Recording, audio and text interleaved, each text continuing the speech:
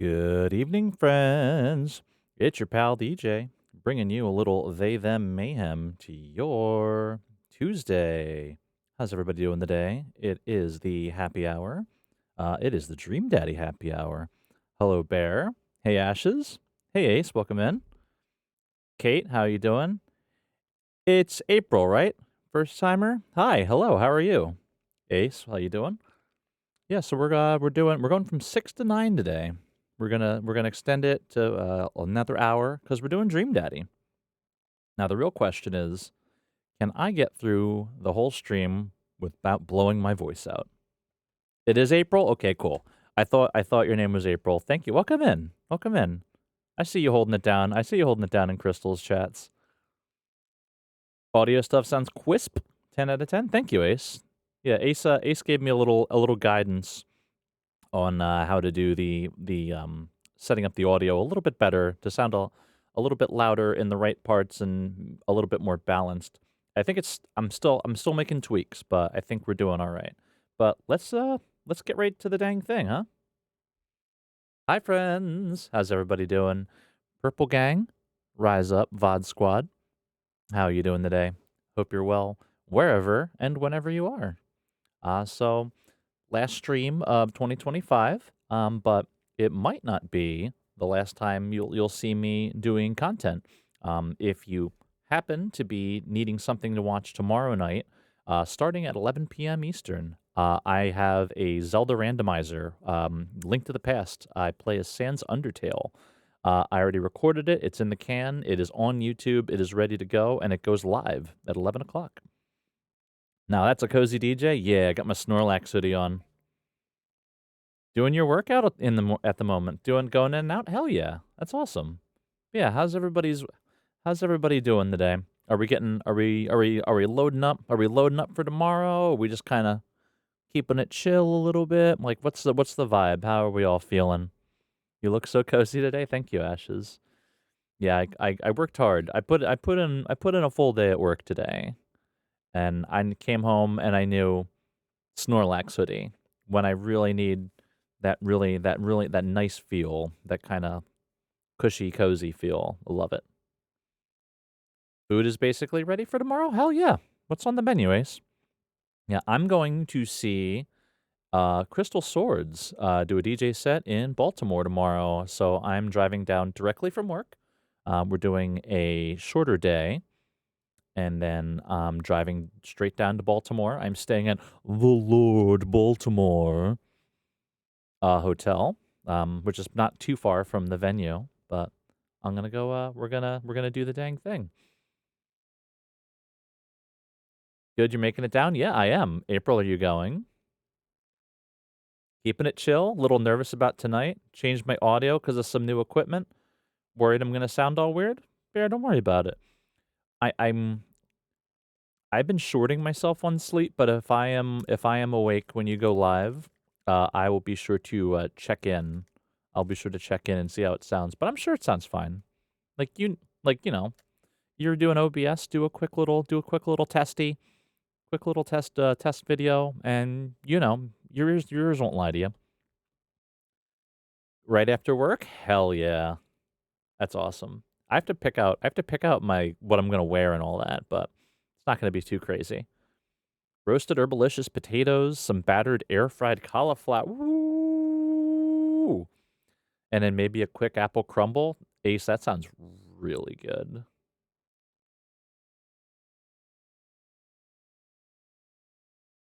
Oh man. I know. We gotta get the Dream Daddy, but man, I put jungle on and I just want to dance. Gotta ring in the new year, right? Yo. Hey, when it comes to food, never a bad time to get it right with food. So where we got that. We're gonna pop it. Pop and lock it. I made a couple of purchases because obviously everyone's talking about the Steam sale. Switch sale's going pretty hard too. Think I sound okay? Put a cloud lifter to boost your gain up. Okay. But I'm worried if I'm not loud enough or possibly too loud. Well, I mean, this is actually why Ace kind of gave me some good tips, and I can actually probably share those with you if it's like a matter of looking at bars. Like, I felt like I wasn't loud enough, just kind of in general. So I'm still in a process of just like slowly tweaking where it is. So like, I'm with you, Bear. Like, but when you know, and you'll get there because you're a smart guy. You know what you're doing. TLDR, yellow is golden, and it's okay to smooch the red. But yeah. Actually, I don't really need the mouse now. But yeah, so made a couple of purchases. This is so in 2026, I'm gonna do a bit where I have a pretty substantial backlog, and then I also added the Ezio collection on top of what I already had. In 2026, I am not going to purchase a new game. I'm not going to purchase a game until I play Hollow Knight. Now, we have to finish Majora's Mask. We're circling back to that. And I have some other games to do, more Zeldas, some Zelda-likes, things like that. During the week, I'm going to probably do a lot of RuneScape unless that just doesn't take off at all. But not buying a game in 2026. You heard it here first, folks. Not buying a game until I play Hollow Knight. That is your guarantee. Here, let's pot that down. You have a deep but soft-spoken voice. Sometimes I feel like that works against me with equipment. I relate to that. I can sound too bassy sometimes. People won't understand me, so I've been trying to push the gain, but bass has been in the negative, and the bass in the negatives. Okay. Not sure how much bass I can remove out of my natural voice to sound more clear. Yeah, I don't know. I don't know that. I don't know, like, if you have like a deep kind of sonorous voice. I don't know that it's. I mean, I don't know. I'm not an audio technician. Maybe an audio technician would say remove some bass, but I feel like if that's like your thing, you should lean into it. Like, obviously, like some folks would be like, "Oh, I don't want to sound too chesty." Like eventually I'll do some vocal training and I'll probably try to be a little bit more up here, a little bit more up there. But like in terms of like broadcasting, like I'm naturally very chesty, so I feel like just lean into what works for you. Like I add bass to mine. I sweeten it. Naturally bassy radio voice. Hello, breakfast with the Beatles. Well, let's pot this down. It's a sin. It's a sin to turn off back on 74. But we are sinful by nature, are we not? All right. All right. If I don't stop it now, I'll never stop it. Apologies for the Ricola, by the way. It's really dry down here, and my voice dries out very quickly. So we are in voice preservation mode today. Get complimented a lot by your voice, but some also say it's not very clear to them. So I'm trying to please both. Yeah, it's a balance. I get you, for sure, for sure. Okay, so let's kill that. Let's see. So I'm gonna have to pop this pretty substantially. Dream Daddy. So if you weren't here last week, I introduced Sal Capella, which is an original character of mine. Here. But they use he, they pronouns, and they're just trying to get their daddy, or they're trying to get their daughter through school. Let's see how that goes.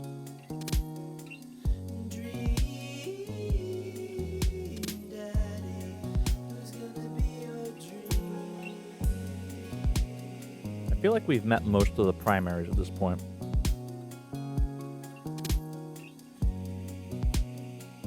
I have some thoughts on some folks, but we'll get into that.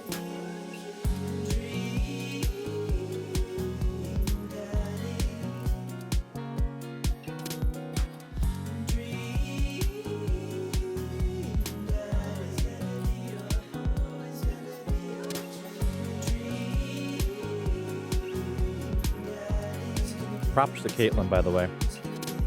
I didn't know about this game until Caitlin played it.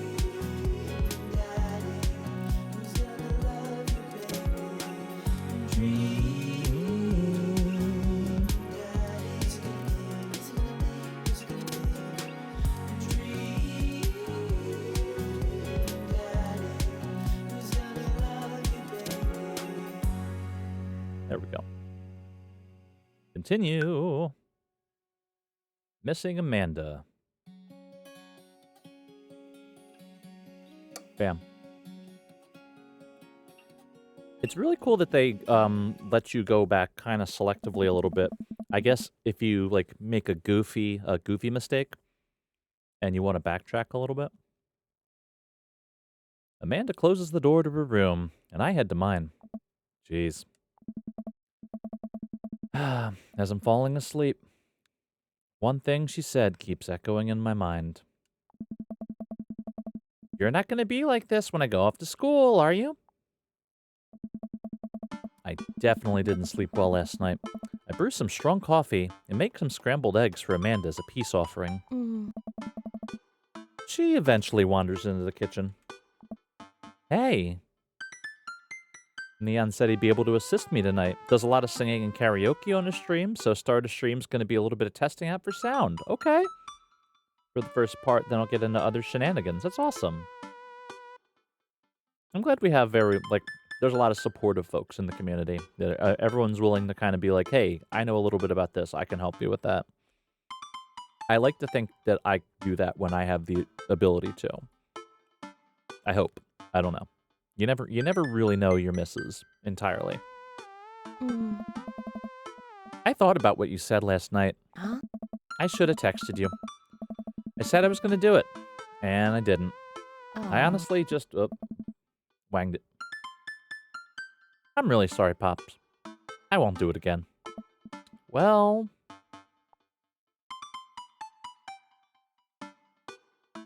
yeah. I'm sorry for freaking out on you. You're an adult now. I shouldn't have gotten so worked up. Team Capella?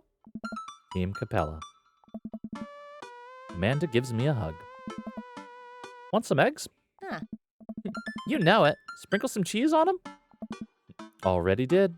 Yeah. Bless you. Amanda scarfs down the eggs and the time it takes me to wash out the pan. All right. I'm off to school. Smell you later. Wait, one more thing before you go. What? What's Dad Book? Ugh. It's a social media platform. Wait. What? What's a social media platform?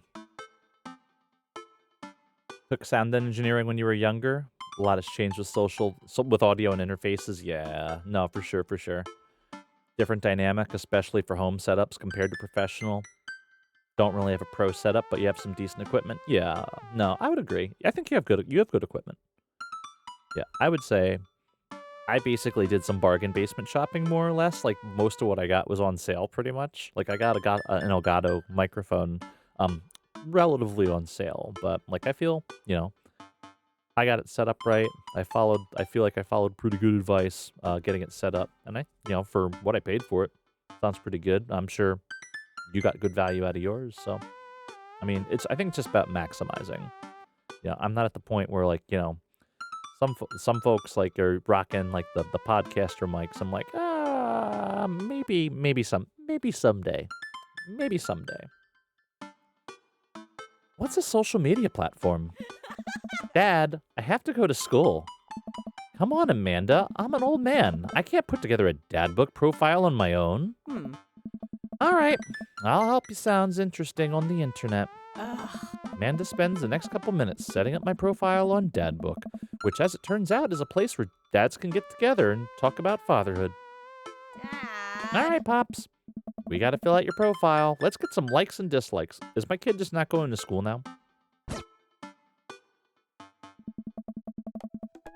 On a Friday night, you are most likely to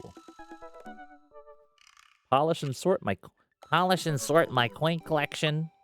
Netflix and grill, baby. Fall asleep watching the History Channel. Torment my children with dad puns. Sink into blissful oblivion. Sleep.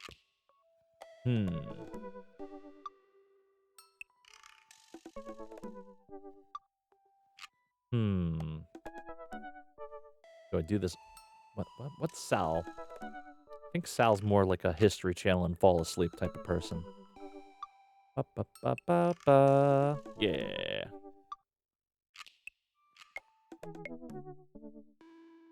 Though, torment my children with dad puns is also pretty good.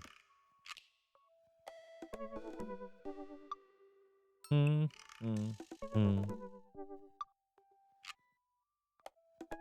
We'll go for that. History Channel it is.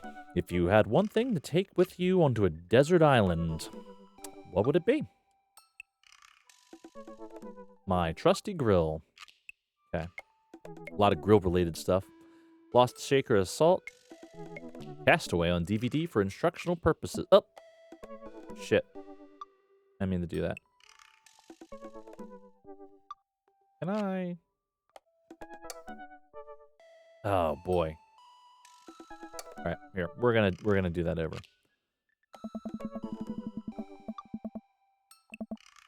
Ba-ba-da-da-ba. Beep, beep, beep, beep, beep, beep, beep. Oh, I love this.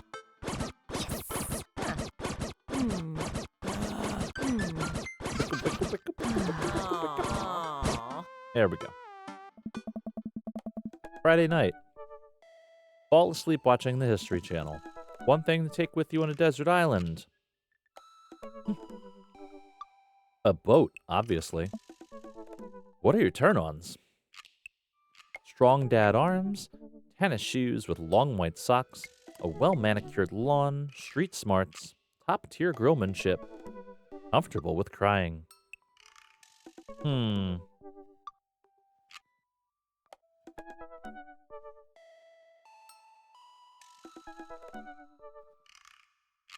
think street smarts is good. What did you want to be when you grew up? Technical writer for manuals and instructionals? Salty boat captain, pro skater who is also an astronaut. Like that. A good father. A good father. The president of space. This isn't a self-insert. What's your favorite movie genre? War documentaries. Sean Connery's entire filmography. Anything on Laserdisc. Romantic comedies. Whatever will make me cry. Old comedies that haven't aged well. Slapshot.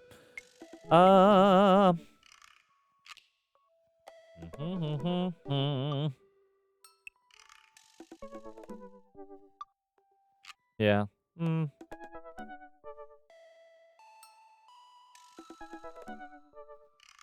Yeah, why not? Didn't age well. What's your ideal date? Napping together, doing 1,000-piece puzzle together, eating a healthy dinner at 4 p.m. Trying to geocache but getting hopelessly lost. Arson. Being emotionally vulnerable. This is gonna like get me like the goth guy, right? Is that the deal?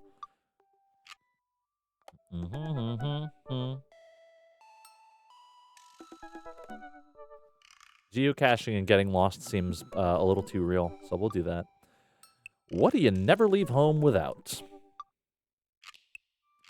A sensible cardigan, my sick vape, my book of word jumbles and a pen, a cool knife, my crippling low self-esteem. Okay. I frequently forget my phone, keys, and wallet at home sometimes. I mean, done all those. Let's go with Smarty. Now, full disclosure, I have seen the whole Hugo arc, so I am going to try to steer away from Hugo. Because I've already seen that. I spend a lot of time thinking about conspiracy theories, how proud I am of my child, potential ends of the world, if I'll ever be able to love myself as much as I love my grill. Where I can get the next cup of coffee. Done. Easy. Cup of coffee? Pfft. Yo. Profile complete. See? That wasn't so bad. Yeah, that was actually kind of fun. I could totally spend all day in here just looking at people's profiles. Yes. You should message one of them. Or more than one of them. All of these dads seem pretty interesting. Okay. I promise I'll make some friends. Amanda gives me a hug. Go get him, Dad. Welcome. You've got dads.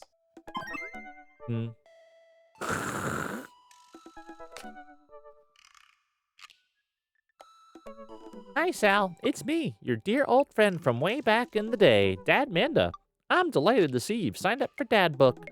They've recently added this exciting new messenger service, so you may find yourself receiving messages from other dads like myself. Take care not to miss them. Amanda, is that you? What are you doing on Dad Book?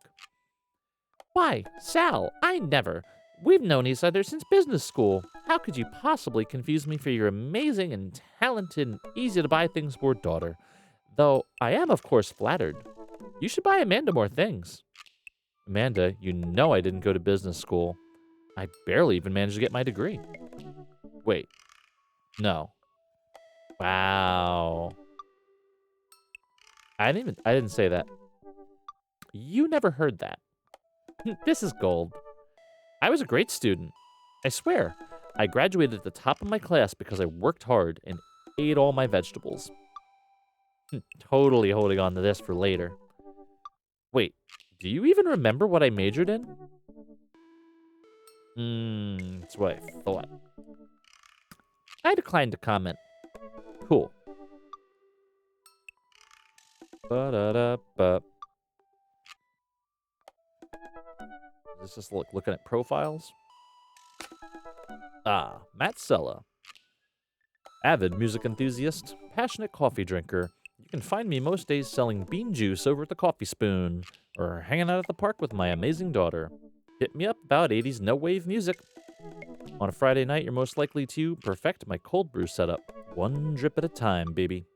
If you had to take one thing with you on the desert island, what would it be? Fine tunes to pass the days away. What are your turn-ons? Multi-instrumentalism. What did you want to be when you grew up? A barista, weirdly enough.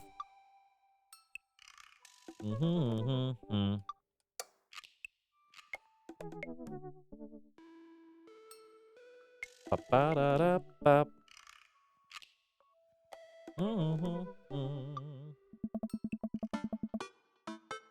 I navigate to Matt's Dad Book page and type out a message. Yeah, hey buddy. Oh boy. Hey man, great getting to see you at the barbecue. We should definitely hang soon. You free later? Hey dude, I'd be so down for that. I'm actually catching a show tonight at the Soundgarden. Wanna come out? I think I had him a little more flatter affect, but we'll work on that. I think for a moment. What's a Soundgarden? Oh man, I haven't been to a real concert since Amanda was born. Am I ready for this? It's a concert venue, but also a band that a lot of people listened to back when it was cool to have soul patches. While I'm thinking, another message pops up on the screen.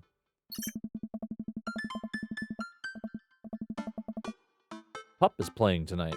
Cool little indie pop punk rock band out of Canada. Should be a fun one. Oh, I log off Dad Book and think for a second. Wait, when was the last time I went to a concert? I mentally backtrack decades through memories of denim jean jackets and moral panic over teenagers turning to the occult. Dream Daddy, who are you going for first? Hi, Mavi. How you doing? I'm kind of thinking Matt. I'm thinking Matt. I've already seen most of Hugo's arc, so it's not a real surprise for me, and I think that would be better for Solo to figure out when she eventually circles back. But I don't like Robert at all. Robert's not my jam. Joseph's married, so that really narrows things down. And Brian seems. I haven't found it with Brian yet. Brian seems like a lot at first.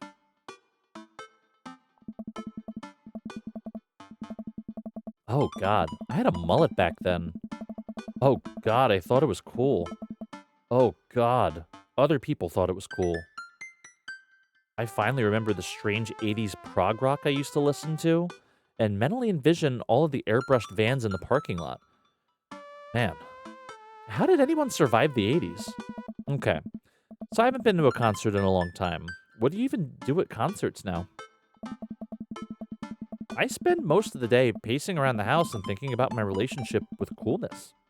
I'll bump this a little bit. I always thought I was cool, at least relative to a bunch of other dads my age.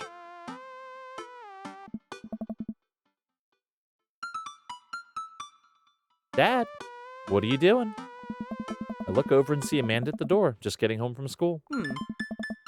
Her eyes are a little puffy, almost as if she'd been crying. Hey, what's wrong, Panda? I'm Oh, fine. nothing. I'm fine. I just got sad because I realized that society collectively refuses to take pop music seriously, despite the fact that some of the most interesting music innovations are coming out of that genre.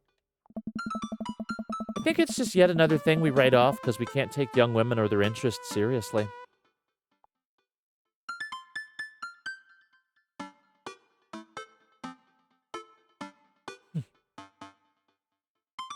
You don't have to tell me what's actually wrong.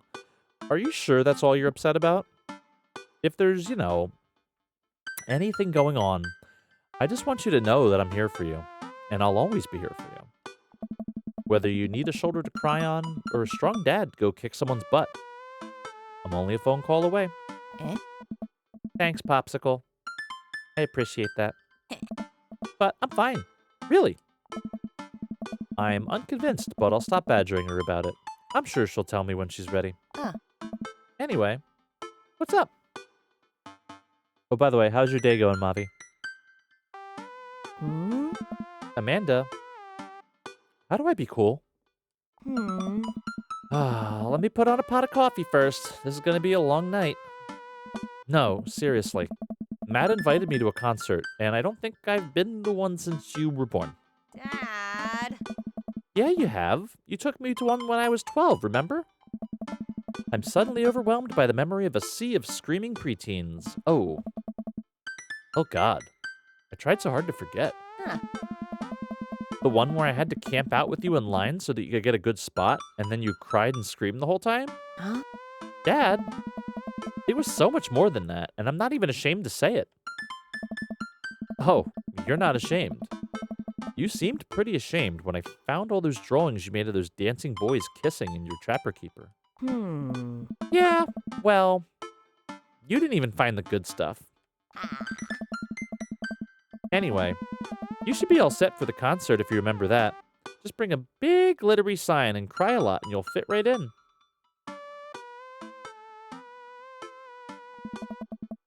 Well, it's at a smaller place, and I think Matt mentioned that they're a punk band? Hmm? Like DIY gutter punk? Thrash? Straight edge? Come on, Dad, give me something to work with here. Hmm. Are they post-punk, proto-punk, C-punk, Jeremy punk? What's Jeremy punk? Yes. I made that one up to see if I could get away with it. Eh? Hmm. They're not positive hardcore, are they? He said that they're Canadian punk? Huh. Oh, yeah, you'll be fine. Does the idea of Canadian punk seem contradictory to you? Do they sing about Canada gooses? I don't see friendship and politeness as core tenets of the punk scene. Huh? Well, punk is kind of a big genre that might not be as dangerous as you think it is. Apartment mostly confirmed. Girls weirding everyone out at the moment, so lots of reassuring all around. Oh, okay. Poor girl. She'll be alright. Oh, did my boss send me? I'll have to remind him. Oh, he did. Hold up. Hold on. I'm sending this to you.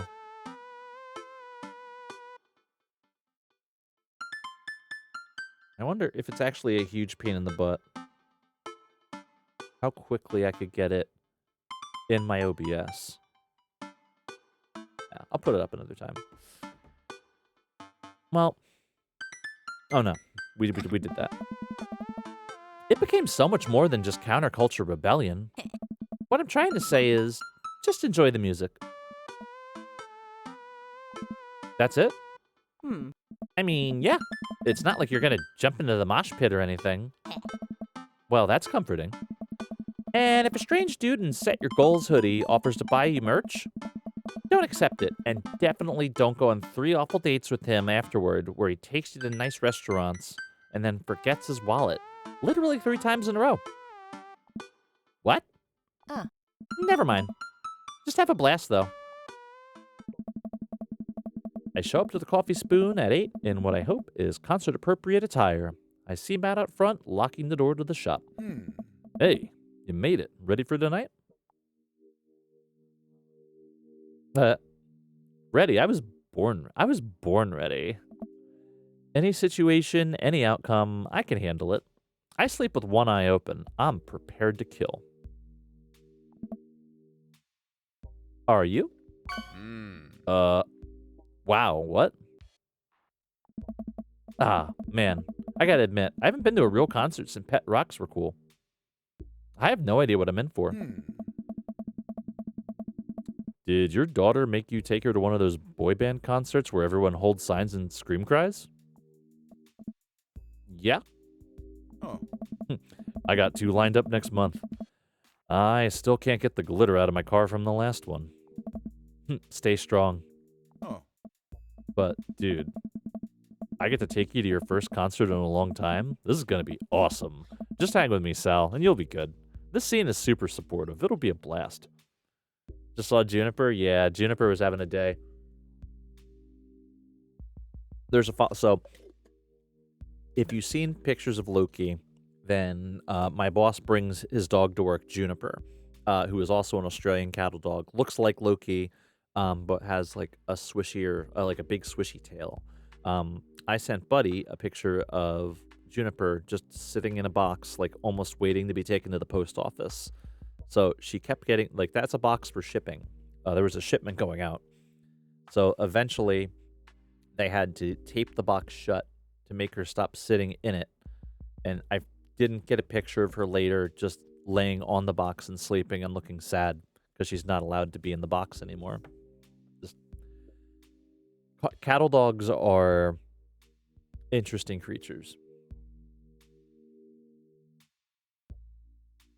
What a lady. Yeah, Juniper's like that's why I don't feel like Loki's like out of her mind. Like that's just the breed. The breed is just crazy. Loki's in new territory. Oh, I mean, yeah, she's in cattle dog territory. We're past like, fear reactiveness and all of that stuff, and we're getting into like cattle dog. Quick question. Oh. Shoot. What is scene? Matt lets out a tiny laugh. Hey. Sorry. It's just weird because scene can describe a music scene as it pertains to a community of people who like the same genre, but can also describe a genre of music no one wants to admit they were into. Matt looks off into the middle distance. He says nothing, but I can tell he's thinking, never again. That's confusing. Hey. You'll get it. The important thing tonight is that you enjoy yourself. Come on, let's head to the show. After waiting in a short line to get in, we finally find ourselves in a small venue with a stage at one end and a bar at the other. Most people here are closer to Amanda's age than mine. I suddenly feel very out of place. My waning youth is showing, and I'm suddenly aware of my mortality. When were the good years of my life?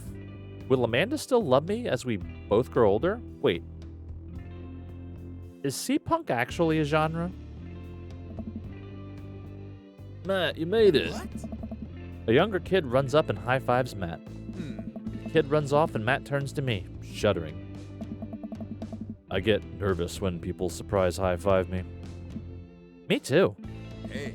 I'm like a small animal. Loud noises and large groups of people frighten me. Do you also enjoy curling up in a patch of sunlight to take a nap? Hey. That's my favorite thing to do. A couple other people notice that Matt's in the crowd and yell hey as well. Matt waves and hugs a couple people. He seems really in his element here. Hey. Matt turns his attention back to me. I am so afraid of all of these people. Oh. Let's go grab a beer. Matt and I line up at the bar in the back, where a couple of the older concert goers hang out. A couple more people notice Matt and tip their drinks at him. Hey. Seems like you're a popular guy out here. Hey. Yeah. I go to a lot of shows. This is a really cool spot. Hey. But it's times like these when I realize I can only be charming and funny for about 5 minutes before I run out of stuff to talk about. Mood, I like Matt. Hey, dude. Then I become keenly aware of where my hands are, Hmm. and that there's no comfortable place in your mouth for your tongue to rest. Matt, are you me? God damn it, where do I put my tongue? Oh. See? Well, I've known you for more than 5 minutes, and I still think you're... Shit. Gotta stop doing that. Here, I don't even need to hold this. I don't think there's quick time events. Just you wait. Hey. We grab our drinks. This scene seems really friendly. I don't know why people wouldn't want to admit they listen to it. Yeah, well, let's check out the merch. Hey. Matt and I walk over to a small booth in the corner of the room where a crusty-looking teenager guards a selection of shirts and records. He singles me out from across the room and hops up on his chair. Step on up. Get your merch here. I got t-shirts, I got tank tops, I got all the gifts and accoutrements from a discerning concert goer of considerable taste might want. You. I gesture to myself, my face flushing red. Yes, you. You look like a fellow who knows their music. That's about a fine 12-inch, long-playing vinyl record, made and distributed by Pup, Canada's premier punk rock outfit.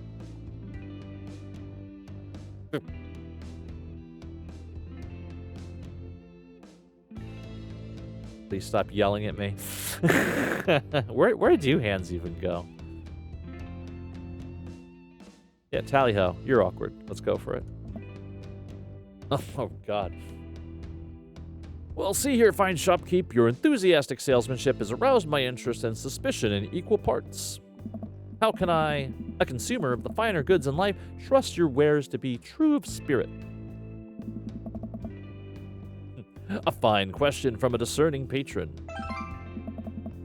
Okay, Pablo, you can give it a rest. The teen hops off his chair and takes a seat. Your friend looked lost, so I figured I'd give him the old razzle-dazzle. How the hell are you, Matt? Hey. Day by day, my man. They do that thing where they high-five but also turn it into a hug. I like that one. It's the, yo, this thing is like different on the West Coast than it is on the East Coast. Like, it develops so slower on the West Coast that like people like try to hit me with a little bit of that, and I'm like, you don't even count. East Coast, you don't even count in your head. At least Northeast. Like, you know, we're not even the South, whatever. But like, in like Northeast, it's just like bop, bop, bop, 1, 2, 3, in and out. But it's just like on the West Coast, in like Oregon, it was just like you go for this one, and then like they like count to like 2 almost. Like, or maybe like there's a little bit of this, but like I was having some problems. Slap that in and out. Yeah. Like, you know, like, yeah, I was taught by my stepbrother, you know, who's like, you know, from like, you know, Philly, Camden, and like, but like, yeah, but like I go to like talk to New York people, Boston people, it's like bam, bam, boom, done. Oh. Your mom doing better. She's still single. If you want to be my dad, I could make that connect. And have to deal with you every single day? Fair enough. Who's your bud? Hey. That's Sal. I thought I'd bring out a concert pal. Pablo leans close to Matt. Is Sal cool? Hmm. Matt eyes me. I eye him back. Hmm. He cracks a smile. Oh. Yeah. Pablo brings me in for a bro hug. My dude. I'm not sure what to say, but give the courtesy 2 pats on the back, as is customary in our society for people you don't know super well but still want to be friendly to. Hey. Pablo's a total card. Kid plays the hell out of a bass. Yeah, man. When are we starting our Witch House band? Hey. You know I'm out of the game. It's a shame, you know. Vacant Veil would have slayed. It'll slay once you start actually making music instead of just printing a bunch of band shirts. We got the sickest logo. While Matt and Pablo talk, I check out the merch. These shirts are really nice. Hey. Looks like the opener's coming on. Let's get a spot up close. Hey. Matt and I walk over to the stage where a crowd begins to form. The band walks on stage and pick up a variety of strange instruments. Is that a harpsichord? The lead singer addresses the crowd. He has a mandolin slung behind his back. Hey, what's up, everybody? We're Jonathan Jones and the Speakeasy Choir. My name's Daniel. Let's start the show. Oh, no. These guys. What? Without time to respond, the band starts playing the most cacophonous noise I've ever heard. What is this? Matt doesn't say anything. He just hands me earplugs. Thanks. I put the earplugs in, and whatever the hell is assaulting my ears get a lot quieter. For a band this bad, they sure do seem to be having fun. I guess that's what really matters. Hey. There we are. Boop. Jesus. Did that cellist just break his bow in half? I don't get this. There it is. There's my little randomizer. I made a thumbnail for it and everything. Buddy, you're streaming tomorrow too, right? The set seems to go on forever. There's no breaks in the songs, and I think one of the band members' jobs is specifically just to burn poetry on stage. I turn to Matt and try to start a conversation. So, you go to a lot of concerts out here, huh? What?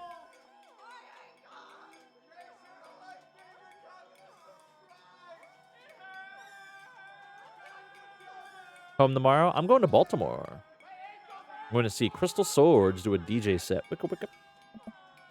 So, you go to a lot of concerts out here, huh? What?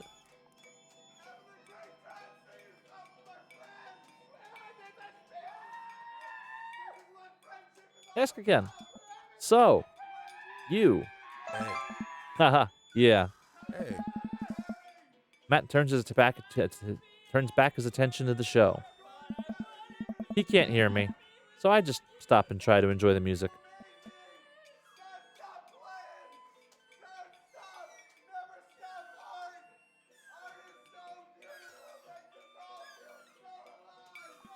Okay, no, this is impossible. How long have they been playing the same song? 10 minutes? 20? A year? Eventually, the set ends. But only after the drummer sprains his ankle during a saxophone solo. They promised it was part of the act as he was carried off stage crying. Matt and I both pull our earplugs out. Hey. Man, that was something. I promise Pup is much better. I have a lot of questions that I know I'll never get the answers to. Hey, yeah. Oh, yeah. He sprains his ankle at every show. They were being real about that. Oh. Let's grab another beer. Sounds hella fun? Yeah. Yo, I got a deal through Expedia. I'm staying at the Lord Baltimore Hotel.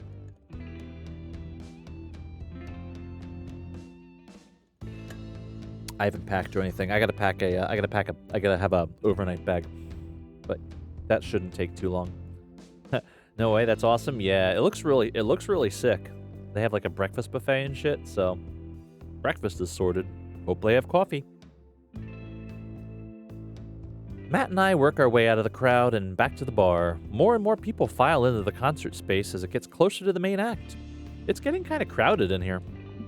We grab our beers and I try to follow Matt back to our spot, but there's so many people, I'm having a hard time keeping up. As I work my way through the throngs of exciting concert goers, I realize I've lost Matt entirely. I stop and look around, seeing nothing but a sea of hip 20-somethings. I'm lost. How am I ever going to find Matt here? Where's the exit? Are there even exits? What if I'm trapped in this building forever? Am I going to see my daughter ever again? What if that terrible band gets back on stage? What if... Suddenly a hand reaches out to grab me. It's Matt. Hey. Almost lost you, buddy. Whew. I got really nervous for a second there. Oh. You and me both, dude. He takes my hand and leads me back towards the stage. I can feel myself blushing a little. We finally settle back into our spot and wait for the band to start. Busy place, huh? Hey. Yeah. Pup really brings out a crowd. So you go to concerts a lot? Hey. Oh, yeah. It's one of my absolute favorite things in the world. I think it's one thing to listen to music and connect with it, but when you're in a room full of people connecting with the music just the same way that you are, that's magic. I suddenly have the urge to pee. Curse this tiny dad bladder. I've never heard it put that way. That's really beautiful. Also, I have to pee. Hey. Hurry up, man. They're about to go on. I squeeze my way out of the crowd towards the restroom. I really should have gone before I left the house, but Amanda was watching beauty videos in the bathroom. She had an eyeliner wing going halfway across her face, which was actually a pretty good look. I'm so proud of her. I make it to the restroom finally, but it's one of those single-person restrooms with a line forming outside of it. As soon as I finish my business, the band starts. Crap. The people that were initially milling around the venue all crowd up against the stage as Pup plays their first song. How am I ever going to find Matt now? Knew I wanted to stream. Stayed a little open because I can do mobile. Ooh, mobile stream.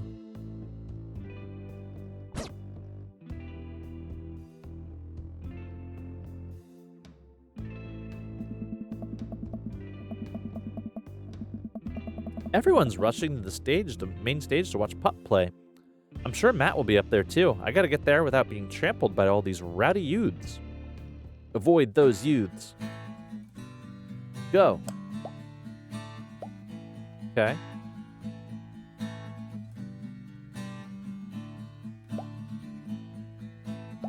Crap.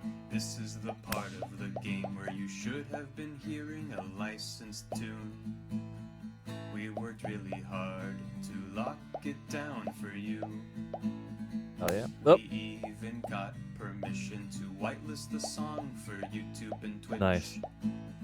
But their systems are seriously broken. Ah, what a bitch. Crap. So we added the song that you're listening to right now. Don't you think it's better than risking content ID? To you streamers This is a bop. and let's players, I have one decree. Please check out the band called Pup and their song DVP. Crap. DVP. That's right, the band's called Pup and their song called DVP. It's kind of The fun. song is great and the video is tight. Yes, take it from me. It's like footage of NES and SNES games with the lyrics added into them. It's Nice. really cool, but it's kind of hard to explain right now. But you'll get it, I promise. You should really go check it out. I'm getting It's a hit. really good I'm video. getting fucking rocked, dude. So we Oh, yeah, you thought, added nice the try, song that dingus. you're listening to right now. Don't you Got it. think it's better than Yeah, I don't know where I'm at. Content ID? To you streamers and let's players, I have one decree. Keep away from Please Johnny. check out the band called Pup and their song DVP. DVP. But After really, searching and searching, I realize it's impossible. I'll never be able to find Matt in this sea of subculture. I guess I'll just camp out here. I watch Pup set by my lonesome out next to a bunch of hip 20-somethings. I can tell they're judging my clothes, and I want so badly to grab them by the shoulders to explain the usefulness of utility pockets. But I try to focus on the concert. What a mess. Man, I wish Matt were here. What a mess. The show finally ends, and I wait for Matt outside. After a minute or two, Matt spots me. Oh. Dude, you sure are a sight for sore eyes. Sorry I lost you back there. Hey, It's all good. Wasn't it a great show? Totally. Would have been more fun with you, though. Hey. Well, next time I guess we'll just have to hold hands the whole time so we don't lose each other, huh? I laugh. Am I blushing? Hey. You hungry? Starving. Hey. Follow me. I'm actually kind of hungry too. I have one of these cherry pie bars. Follow me. Oh, hell yeah. Yo. Matt gets it, dude. Matt gets it.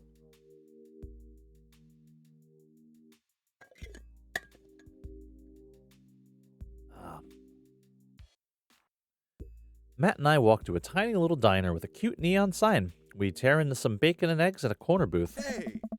So, there I am in the pit, trying to explain to the face tattoo guy that I didn't mean to elbow him in the face tattoo. But he's already seeing red. Not from the tattoo, which coincidentally was red.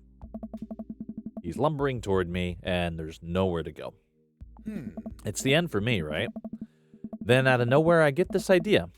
I just lean back and spread my arms. And just like that, I'm crowd surfing away from him in slow motion. You should have seen the look on his face. Oh. Bought him a beer afterward, and we were cool. We still follow each other on social media. He has beautiful kids. Glad you guys worked it out. Hey. Yeah, man. Just goes to show you that Punk's not dead. It just drives a minivan and has to hire a babysitter. So, how did you get to see all these amazing concerts? Hey, dude. Oh. I used to tour in a band. We were small, but it got us to travel all around the States. Whoa. Yeah. I mean, we were poor, and we had to scrape a lot together just to survive, but I wouldn't trade those experiences for anything. Oh. But yeah. That's how I knew a bunch of those people at the show. Music like this builds an amazing community, especially in a town like this. Just a lot of positive energy and good vibes. I got that feeling. Plenty of friendly people, especially that Pablo kid. Hey. Oh man, everybody loves Pablo. His mom's been raising him on her own, and you can tell it's been tough on both of them. I know he looks up to me, so I try to help him out whenever I can. That's really nice of you. Hey. Thanks. Us single parents really just have to look out for each other. How's Carmencita? She says she wants to learn the drums. Oh boy, Hey. it'll be loud, and I'll need to take a lot of aspirin, but I'll manage. Can't really blame her. I'm suddenly very grateful all of my daughter's hobbies are super quiet. Photography, collaging, whatever it is she does on the internet. Thanks, Amanda. I'm trying to be supportive of Carmencita's rebellious phase, but I guess that kind of defeats the purpose of it, doesn't it? I think it would be a good daddy-daughter activity to find something to rebel against together. Hey. Like what?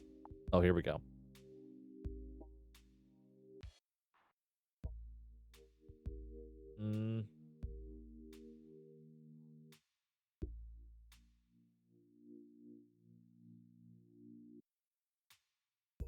Oh, rebel against together. I got you.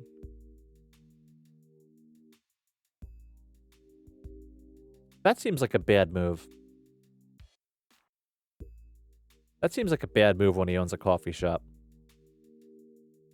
Big budget remakes of foreign films. Reading subtitles isn't even that hard.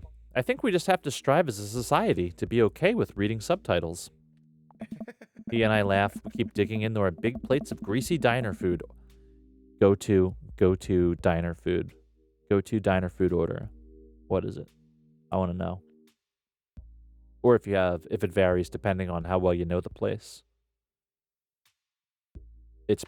If I trust the place and they have like fried shrimp, I will try that.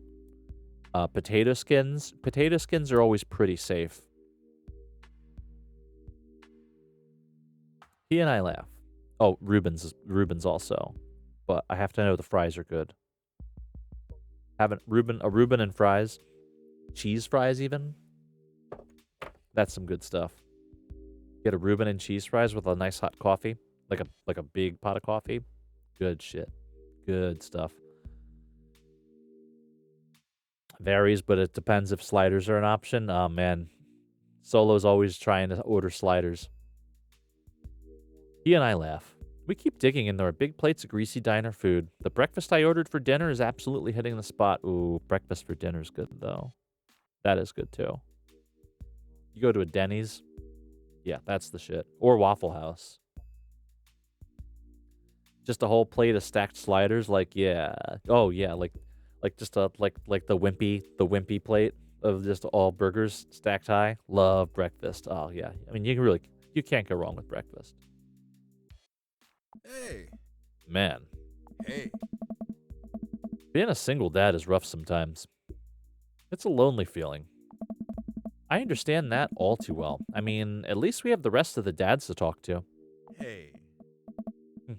Build us a sliders castle. Yo, like sliders I think can be part of Pete's idea for that coffee diner. And just coffee and sliders. Yeah, I don't know. Hmm. I get really nervous sometimes talking to people. Matt gets nervous talking to people, but he's so cool. Me too. I've never really considered myself an extrovert and never really considered myself an introvert. I'm just uncomfortable in every situation, always. Hey, yeah. Ah, you're fine. You're actually really easy to talk to. You know that? I smile. Matt and I spend the rest of the night trading daughter stories. Turns out our kids are a lot alike. We finish up our late night dinners and head out. We walk back to the Cul de Sac, back to our respective houses. Hey. Tonight was a blast, man. Loved it. Although I'm probably going to feel it in my knees in the morning. You and me both. I, don't usually like going to these things alone. It was really cool to have you there with me. I'm glad. Hey. All right. I'm calling it quits for the night. Stay cool, man. He called me cool. Matt called me cool. I walk into the house with my heart in my throat. Amanda pops her head out from her room. Hey, Pops. How was the show? Matt thinks I'm cool. Huh? You don't say. Manda Panda. Matt thinks I'm cool. Yeah. Blind leading the blind, huh? Wow. I just got dunked on by my own child. Unbelievable. All right. I'm hitting the hay, Pops. I'll see you in the pit. Night, kiddo. From the pillar to the pit.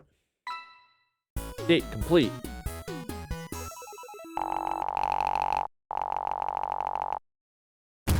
Yeah, even Pitchfork would like that. Okay. I'll take a B. I could probably do better on ska, honestly, but they didn't give me an opportunity.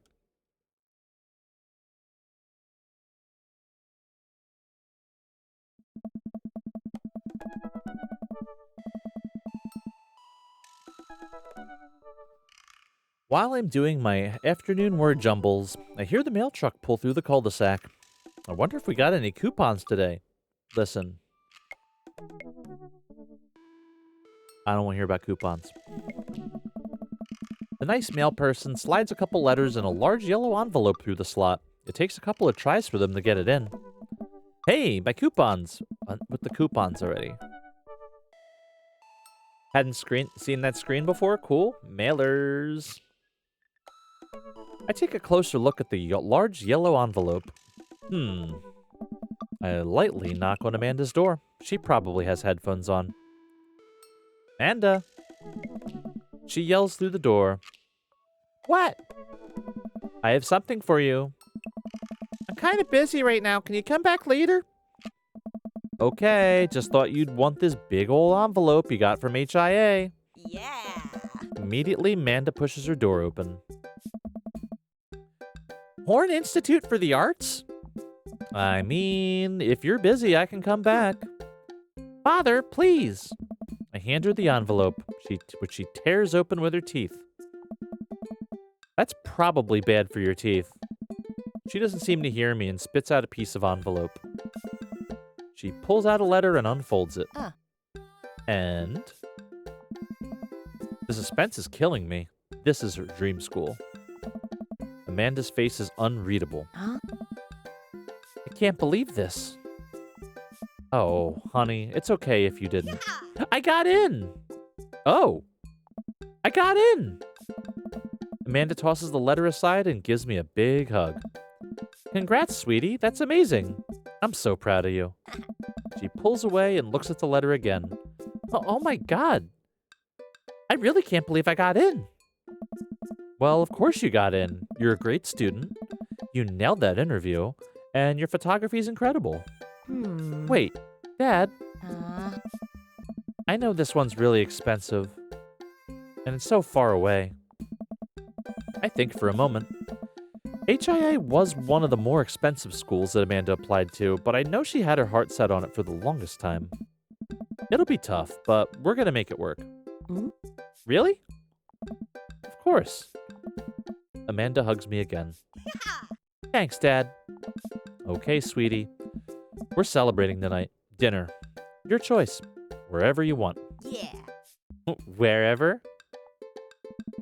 Amanda and I walk along the bayside, tearing our foil-wrapped burritos from a nearby food truck. You could have chosen anywhere in Maple Bay. Cost was not a determining factor. Please, Dad, you know I'm a simple gal. Just give me a Rito with a view. Can't say I'm mad. Amanda and I sit on a patch of grass and watch ships sail lazily through the bay. All right. And then the dorms are right near a bunch of cafes, and there are all these galleries nearby, and there's a discount if you bring your student ID, and... Amanda, slow down. You're gonna choke on your burrito. I know. I'm just excited. Did I mention that the students get their own studio space once they're seniors and we get all the professional photo editing software for free? It's nice to see Amanda so enthusiastic about HIA. But I wish she wouldn't do it in between bites of her burrito. I thought I taught her how to chew with her mouth closed. I wonder who my roommate's going to be. You take a survey online and they match you with someone with a similar major and interest. I bet we're going to be best friends. Craig and I were. A good roommate can be a lifelong friend. But don't even get me started on bad roommates. Oh no. I'm just kidding. We didn't have a bad roommate. Our only other roommate was a puppy that Craig brought home one night. We spent a semester fabricating a story about our new foreign exchange student who had a really bad cough that sounded exactly like a dog's bark. Carl ruled. Yeah. Ooh, they let you have animals in the dorms if you get a note saying you need one. I bet I could forge one. I think I'd get a rabbit. Or maybe a snake? Maybe both. Would the snake eat the rabbit, though? Oh, boy. I think I'll leave all that up to you. She's so excited.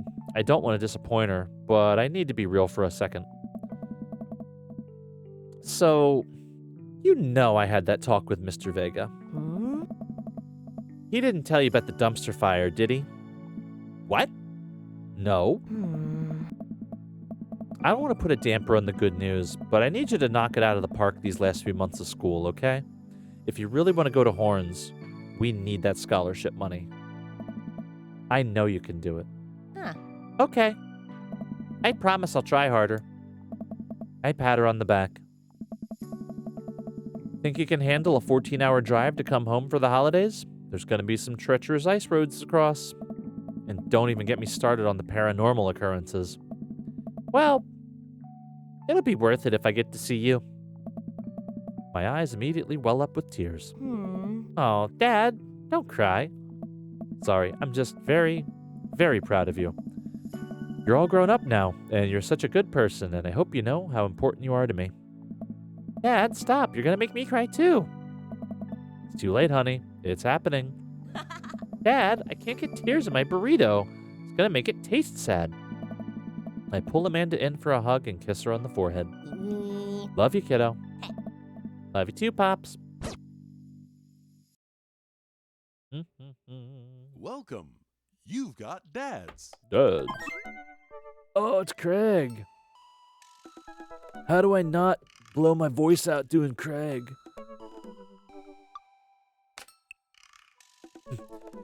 Hello, Amanda's dad. It's me, your friend Craig, who loves sports. I have nice and smart children who are good at computers. Aw, man, great to hear from you, buddy. What's up? I'm still strong. Strong. I am strong. Ha, don't I know it. Say, I've been reading up about whey protein. You use that at all? I figure it'd help me develop a bit more muscle. Yes, I know what that is. My children are having a tea party, and they wanted to invite Amanda, but we can't find her on here. You're also invited. Physical invitation to follow. Cool. I'd love to come. I'll let Amanda know. Thank you, Amanda's dad. Attend that party.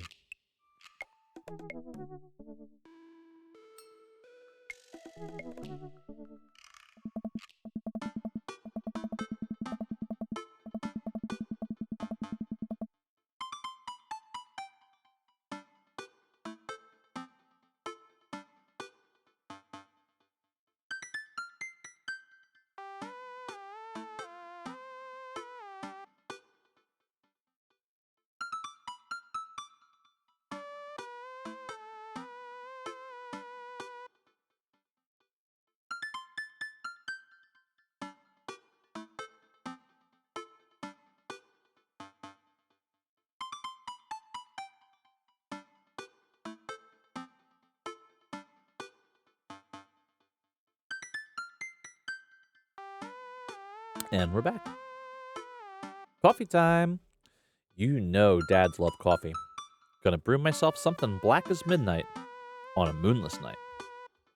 I put on a fresh pot and work on a few word jumbles while I wait for it to brew.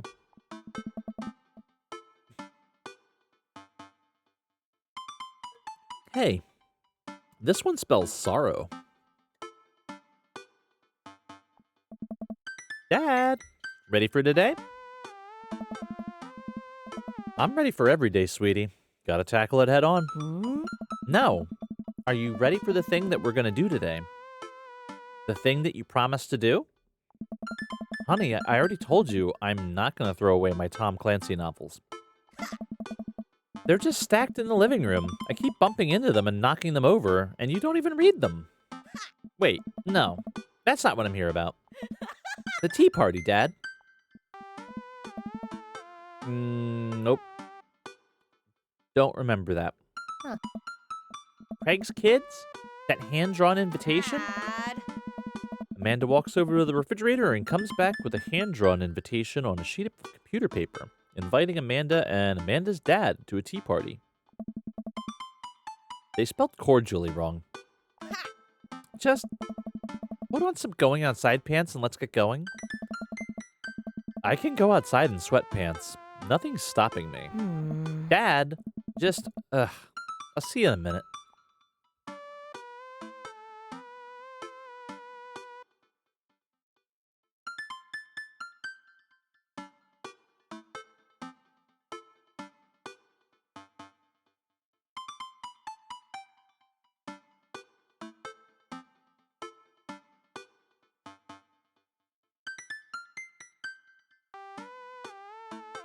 Do-do-do.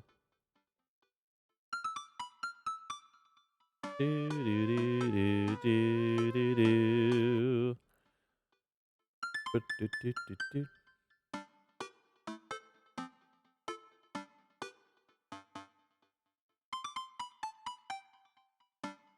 Put on going outside pants because we are people.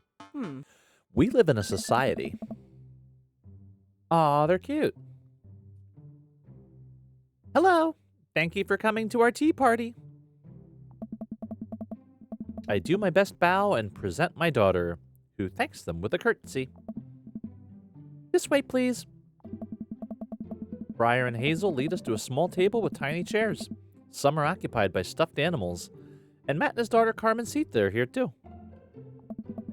Matt raises a comically small plastic teacup at me.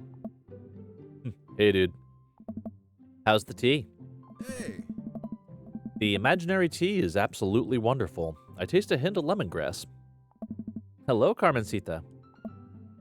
Hello, Mr. Amanda's dad. Please have a seat. I sit down between Amanda and Matt. I don't think I'm going to be able to get out of this chair. Dude. Hi, everyone. I turn to see Daisy and Brian enter into the backyard, and I take a seat next to us. Sorry we're late. Daisy made me put on my going outside pants. See, Amanda? Hmm. Amanda gives me a knowing look, and I return an obliging wink. She rolls her eyes. Hmm. Is that really something your daughter had to pressure you into, Brian? I give Amanda another, even more exaggerated wink. She rolls her eyes even harder. Thank you all for taking the time out of your busy schedules for some high tea. Now, if you all put on your designated tiaras. Huh. There are little tiaras sitting on everyone's plates, well, except for Brian's. His is a softball helmet. Oh. We ran out of tiaras. I don't think this is going to fit me, but I appreciate the thought. Dad, you're royalty. Please act like it. Whoa! Brian tries to balance the ill-fitting softball helmet on top of his head, but it immediately tumbles off and into the bushes. I'll get that later. Hey, everybody. Craig comes out with a teapot and a tray of sandwich cookies. Dad, is the tea ready? Huh? Yeah. It's been, steeping for a while now. Awesome. Oh. Would you girls like to serve your guests tea? No, thank you. We'd much appreciate our servants' help. Craig leans over to me. Hmm? That's me. Craig places teacups in front of us all and a single sandwich cookie on each of our plates. He pours some tea into my cup. Awfully fluorescent for tea. I clink my teacup with Matt's and take a sip. Hey, Good lemonade. It's tea. hey. Right. Very good tea. I lean over to Amanda, who's happily enjoying her tea. So, what do we do at tea parties? Hmm. We enjoy the splendors of upper-class society, Father. She takes a dainty bite of her sandwich cookie. Marvelous. So, the meeting of princesses has been called to order. Here, here. But I'm a warrior princess. I hunt and stuff, and I have, like, a really cool sword. We got this. Can I be a space princess? I'll allow it. And I'll be a rock star princess. I'm also a space princess. Can there be more than one? Hmm? Space is pretty big, don't you think?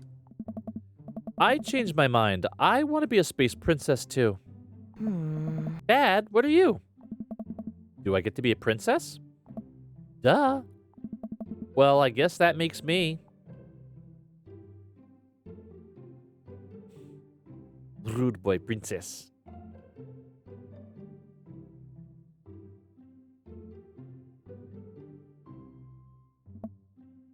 History Channel princess. I am a ruler of all I survey, and what I survey is a 10-hour marathon of cupcake storage wars. I don't think I've seen that one. A squad of professional bakers bid on empty storage units and then have to bake 1,000 cupcakes using only the ingredients they find in the storage unit. That sounds terrible. Oh, it is. Oh. I think I'll be a landscaper and general contracting princess.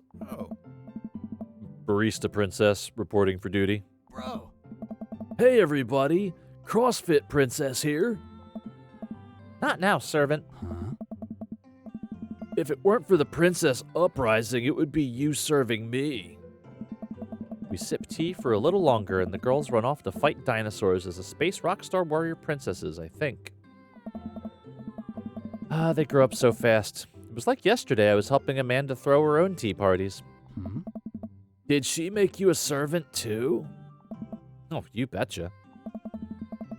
Carmencita made me actually brew tea for hers. Pitfalls of owning a coffee shop. Oh. Pitfall? Your custom blends are amazing. That hibiscus one you gave me a while back was choice. Oh, sorry. I thought that was Brian. Choice. I got all the way to choice, and I'm like, that sounds like a Craig line. Aw, thanks. It's really nice that girls are getting along. Yeah, I'm really glad we moved into this community. Hey, We are too. Amanda's been kind of a role model to them, you know? I hadn't even realized.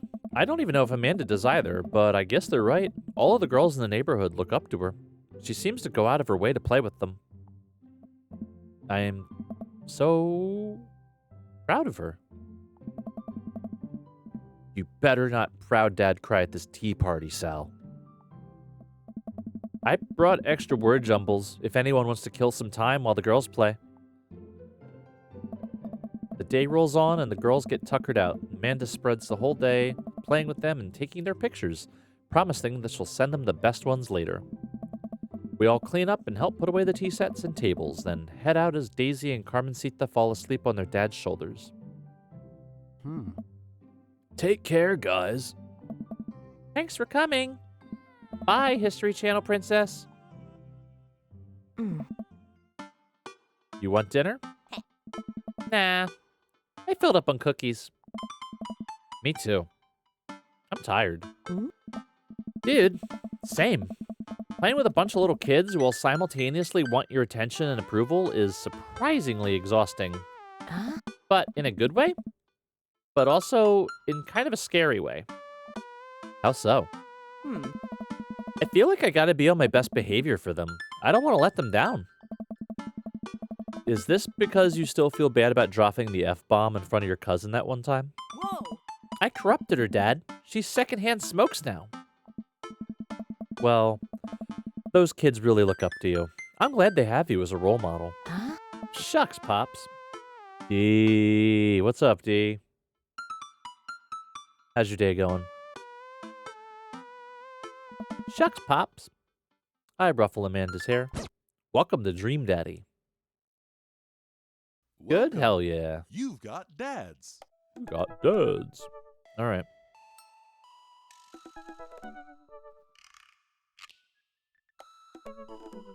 Well, let's see how overbearing. Let's see how overbearing Damien's is. Hold on.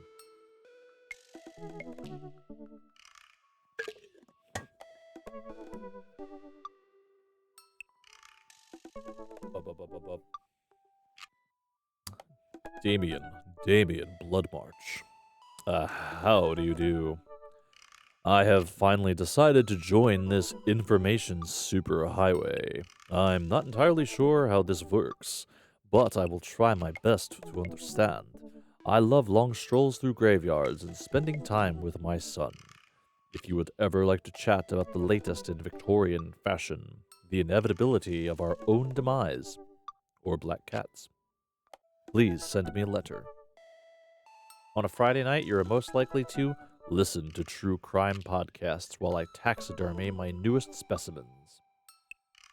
If you had to take one thing with you on a desert island, it would be a coffin. What are your turn-ons? Pronouncing bosom correctly. What did you want to be when you grew up? A bat. Who is your favorite? What? Oh, sorry. Oh, God, there's more. What's your favorite movie genre? Foreign art house horror. What's your ideal date? It's night. We are at an industrial darkwave club in Berlin. Sounds pretty cool. The music drums to the beat of our hearts. What do you never leave home without? An upside-down cross. Spend a lot of time thinking about mortality salience. What's Brian's deal?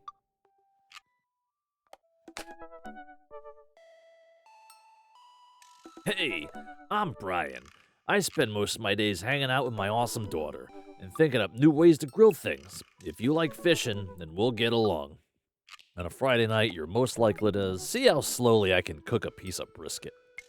If you had one thing to take with you on a desert island, what would it be? My fishing pole.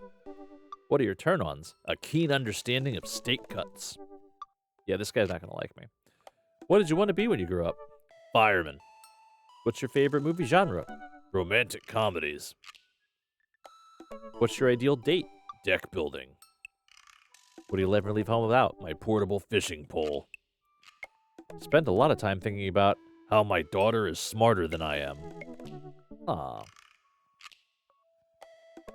He seems like a nice guy. We're not messaging Robert. These are just old ones, right? Okay, yeah. That's fine. Do. Let's talk to Damien. That'll be wacky.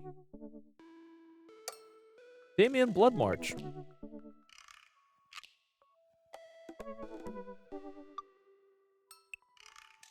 Do.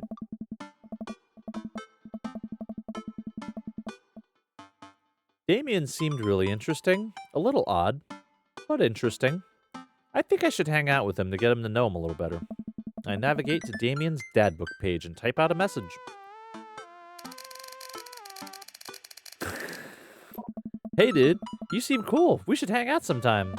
But then he keeps typing and typing. Man, is this guy writing a novel? I leave the computer to make some coffee. And he's still typing. I sip my coffee, and the computer finally dings. Sal. Oh god. Okay. I must confess my excitement to be receiving your kind letter, for, as you see, I do find myself available to enjoy your company.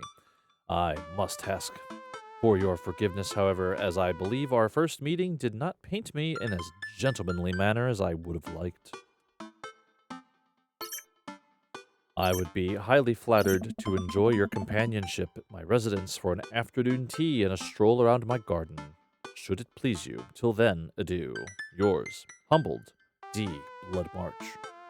I stare at the screen and reread the letter several more times. Hey, Amanda? Can you help me with something? Aw. Dad, for the last time, I'm not popping your back pimples.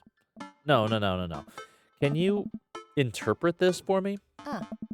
I turn the computer to Amanda and she squints at Damien's message. I just don't understand NetSpeak. Like, is this how you kids communicate with each other now? Oh, totally. This is the hot new thing. See, Dad, kids got over saying LOL and LMAO and whatever they decided what was needed to do to bring it back to the 1800s. So what do I do? Where's your pen and quill? What? Did you forget to unpack the pen and quill? Dad, how will we address the nobleman in regards to your upcoming debutante ball? Oh, okay. Now I know you're messing with me. Father, without a proper chaperone, you'll never end up with a suitor worthy of our land. Huh. Or our dowry. Or... So, you read Pride and Prejudice for school one time, and now you're reciting things you know about back to me, aren't you? Like, the first 5 pages, and then I read a review of the movie. Still got a B, though. Great. So, what do I say to Damien? I got this. Amanda reaches over to me and types on the keyboard. Sure thing, dude. Regards. Sal. Amanda hits send and smiles at me. Well, I suppose that's that. I make a short walk over to Damien's house. Well, I guess you can't really call it a house. It's more of a manor, estate. The Gothic architecture looms above the other homes in the Cul de Sac. I walk past a couple of gargoyles guarding the front door and look around for a doorbell. There doesn't seem to be one.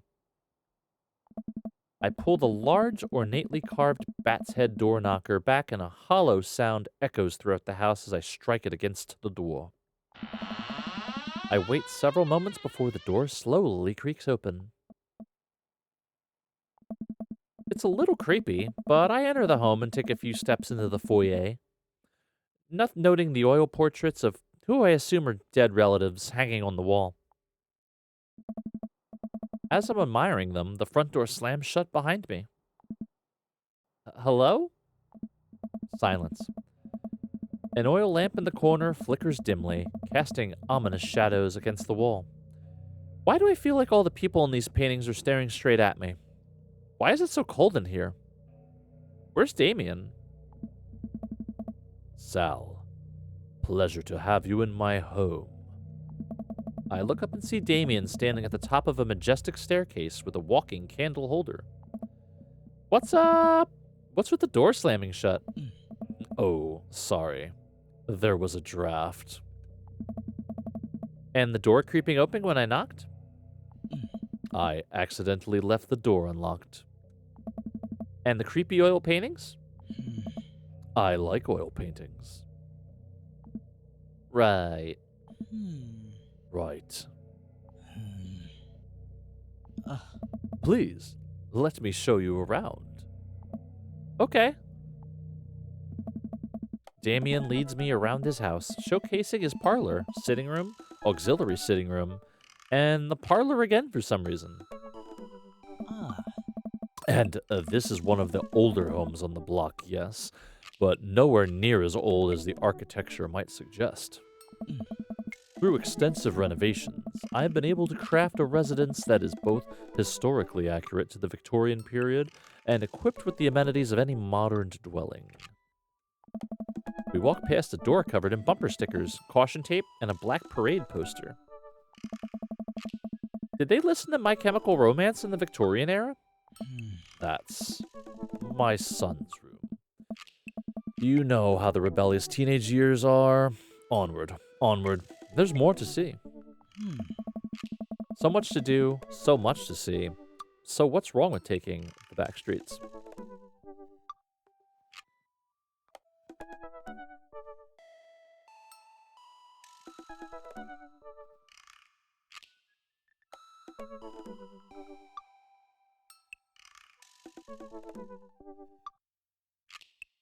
There we are. We reach a door at the end of the hall that Damien opens with a flourish. Ah. And this is the library. Sunlight streams in from floor-to-ceiling arched windows. The walls are lined with packed bookshelves, and even more books are scattered over the period-appropriate furniture. Damien is clearly really proud of this room. Look at the butterflies. I walk up to the glass display of pinned bugs on the wall. It's pretty impressive. Nice bugs. Hmm. I pinned them all myself. Maybe I could show you how sometime. I'm concerned I would stick the pin right through my finger. Hmm. Ah, the pinner's gambit. Is that a thing? Hmm. No.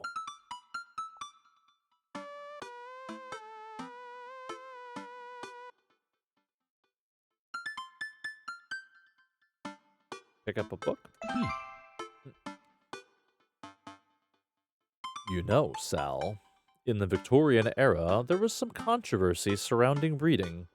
Many people thought the more tawdry novels would encourage youths into a life of crime and would cause too much of a distraction from work and school. I pull out a book at random and examine the worn cover. Opening it, I turn to a random page and read aloud. Hmm. Naruto struggled against the chains that Sasuke had bound him with. Shirtless and out of breath, he looked up at Sasuke. Sasuke smirked, unbuttoning his ninja pants. Oh my. Okay, I think that's enough. Ah, he's a weeb. Damien snaps the book shut and puts it back onto the shelf. Hmm. That's a rare book from my private collection. Look out the window. I walk to the window and am greeted by a beautiful view of Damien's backyard. It showcases a beautiful view of the rest of the Cul de Sac. Hey, I can see Craig on his lawn. He's doing push-ups with his daughters on his back. Damn. He sees me and waves happily, doing push-ups with one hand now. Damn. Did you know that Victorians spent at least 20 hours a week gazing longingly out of full-length windows? Wait, really? No.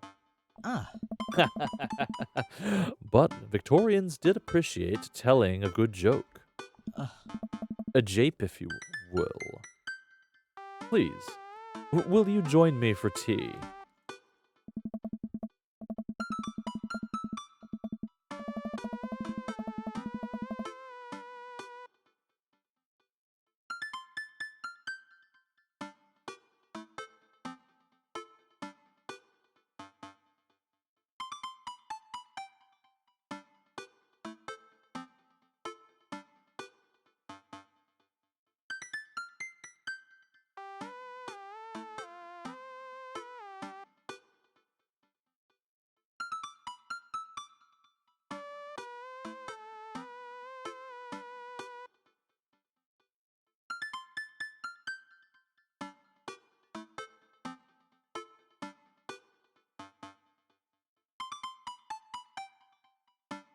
And we're back.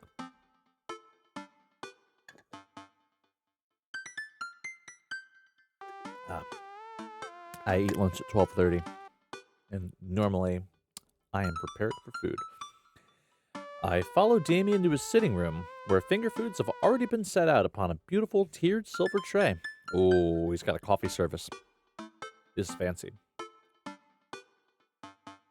I take a seat on one of the high-backed chairs as Damien pours and serves me some tea.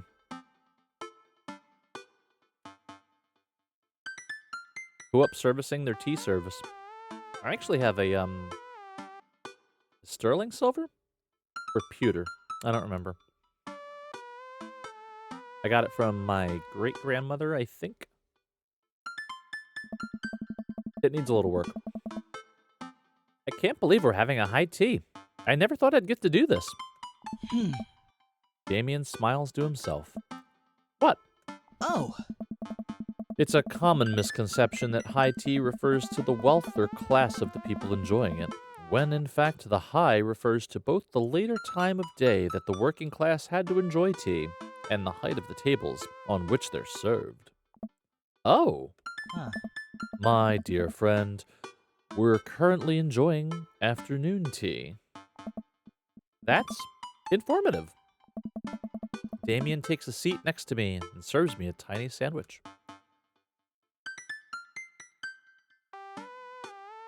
Your home is really impressive. Impressing Damien seems very easy.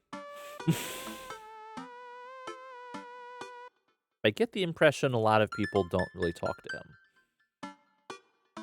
It seems like you've really put a lot of work into this place. Huh. Thank you. Huh. No one's ever complimented my home before. Hell, I can barely get matching salt and pepper shakers in my place, and look what you've done. I'm kind of jealous. Uh. That's very generous of you to say. So, what got you so interested in goth stuff? Oh. Well, when I was a young boy, my father... Did he take you into the city?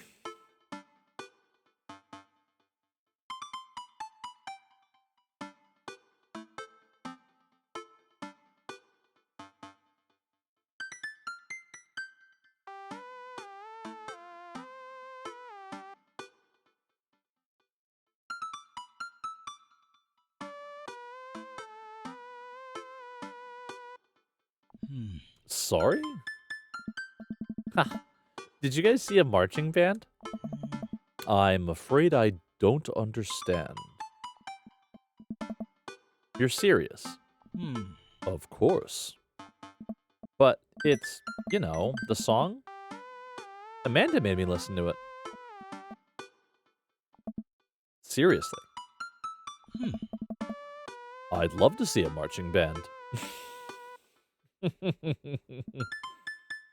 Uh-huh. Nevertheless, I have always had a love for art, history, and fashion. What started off as a small hobby of collecting taxidermied animals grew into sort of an obsession. It's a privilege to be able to appreciate the lives and culture of those who came before us, I think. Why not go all the way? Ah. I like not dying when I catch a cold. He takes a sip of tea. I can acknowledge that there were many terrible things about the Victorian era, and to try and live a life that strictly aligns with those ideals would be, admittedly, horrid. Hmm. But I think it takes a critical mind to truly appreciate something to the fullest, to be cognizant of its flaws, and love it all the same. Hmm. Tell me, Sal, do you have any hobbies? Oh man, I do. But I don't know if I care about anything the way you care about this stuff. Hmm. Well, I'd love to hear about your interests. Hearing someone talk about the things they're passionate about is intriguing, and quite honestly, rather attractive. Hmm. Please, do tell me about your hobbies. Quick, sound sophisticated. I like watching soap making videos on the internet. Learned how to juggle once. Soap making video sounds fun. Soap is an important advancement in modern society, getting rid of germs and stuff. I would say that the people who make soap are the true heroes here. To watch them work is an honor. I tried making some with Amanda once. We both had to go to the doctor for rashes, which I guess goes to show that we should leave it to the professionals. We finish our tea and finger sandwiches. What? Oh. Come. I have one more thing to show you. Damien takes me around the back of his home where a variety of flowers flourish. I love all the purple. Flourish in the beautifully landscaped rows. A small stone path weaves through it, and butterflies flit lazily through the air. My garden. It's beautiful. Thank you. Oh. Victorians took flowers and floral arrangements very seriously. Oh. You see, it was considered uncouth to discuss personal and romantic relationships in public, so lovers and friends alike would use bouquets to send secret messages to each other. Each flower and plant is symbolic of different feelings. Even more interesting is that one flower could mean different things depending on the other plants it was paired with. One had to be extremely careful, as even the style in which the ribbon was tied around the bouquet affected the message. Damien leans down and plucks a gorgeous, bright orange flower off a vine. Oh. Lilium bulbasaur. The orange lily. What do you think this one means? My loins are ablaze. Thou art the tightest. 3 cheers for sweet revenge.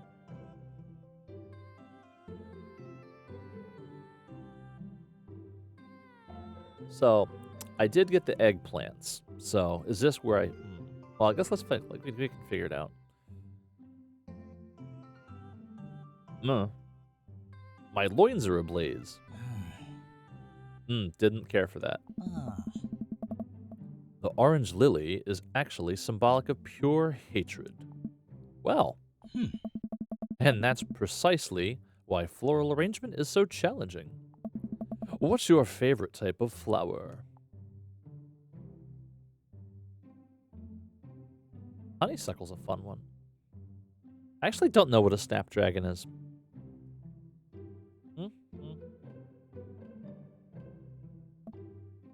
Honeysuckle smell really good. And then you can eat the tiniest little drop of nectar when you pull the stem out.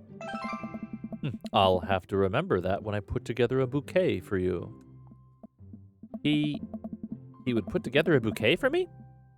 Nobody's ever given me a bouquet before. I follow Damien down the footpath and admire more of his beautiful flowers.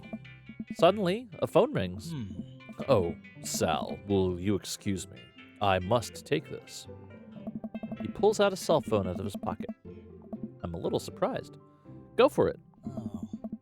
Damien smiles and walks back to the house. I take a deep breath and enjoy the heavily perfumed air. What a lovely yard. This makes me wish I had put a little bit more effort into that garden Amanda and I tried to start that one time. Our watermelons grew to the size of cherry tomatoes and then immediately died.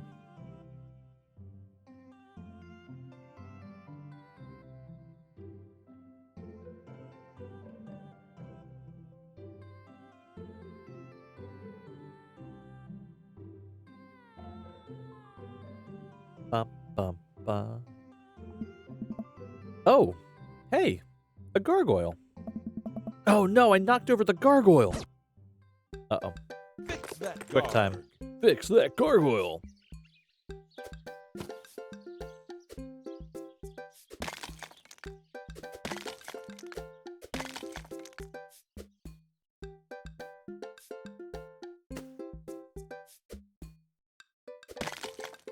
Really?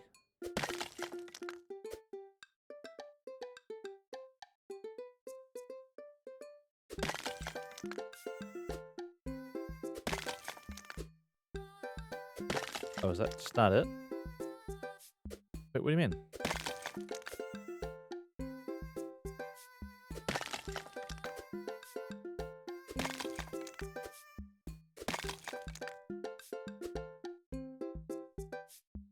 I did that.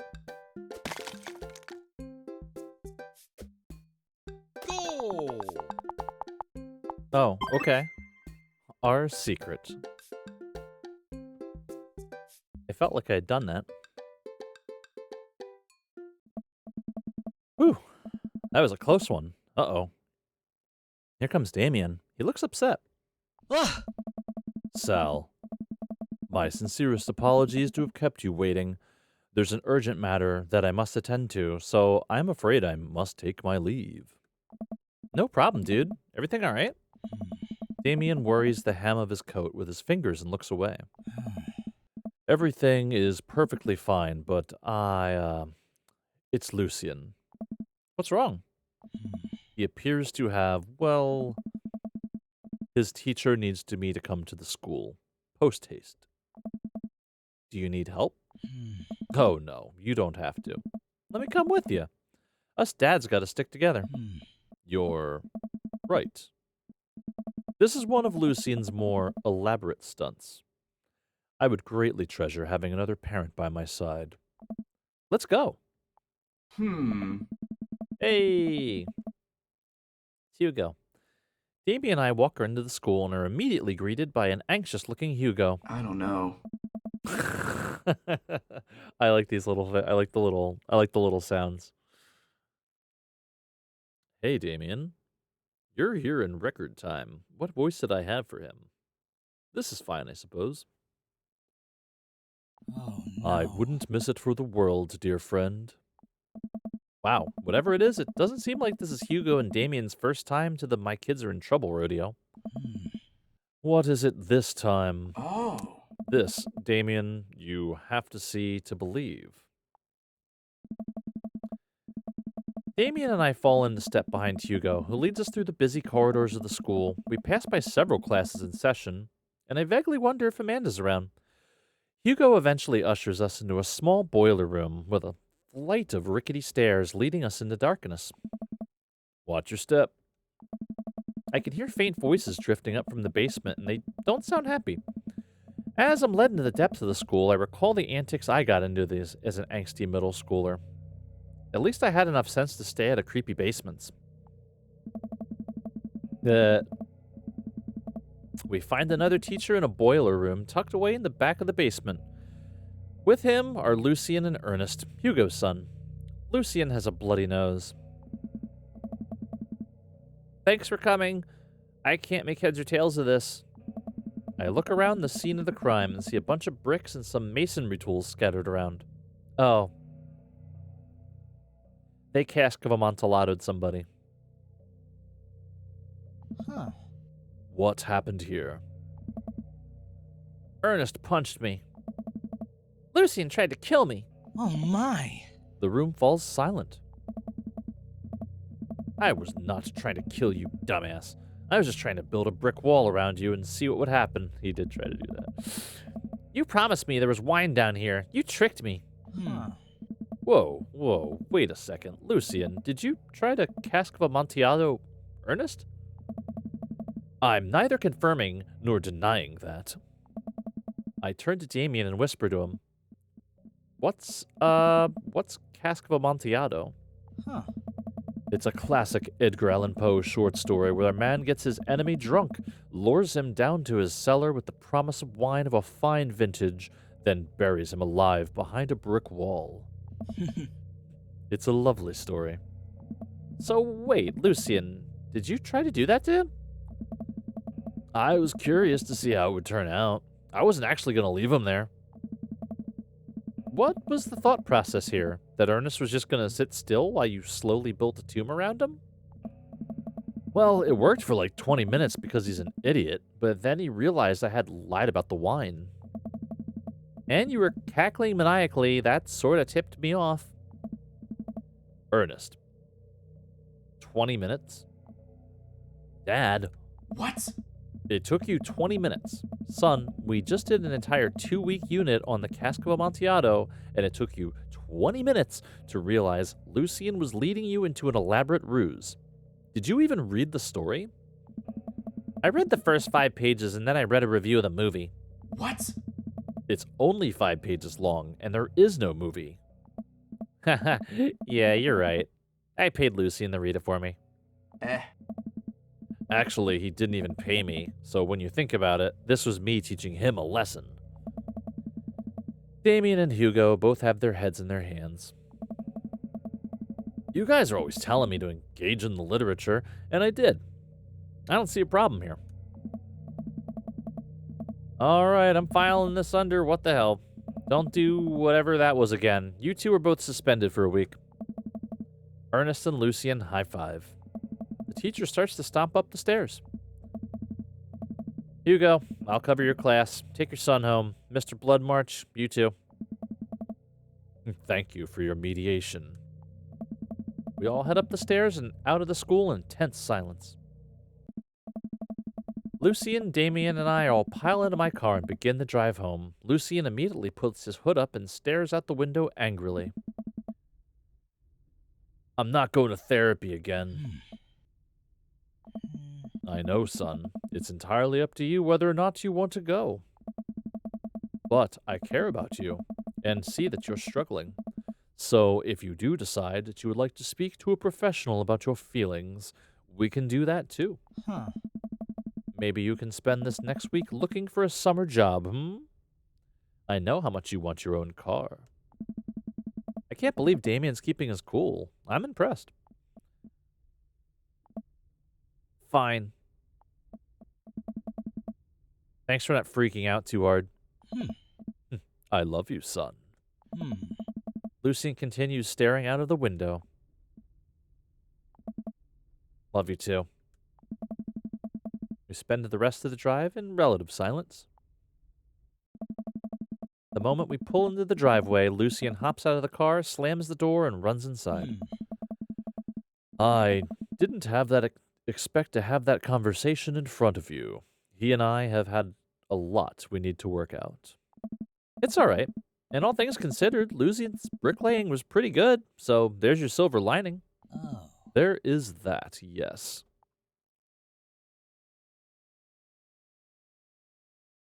I really admire how you handled that. You were a lot more diplomatic with him than I would have been.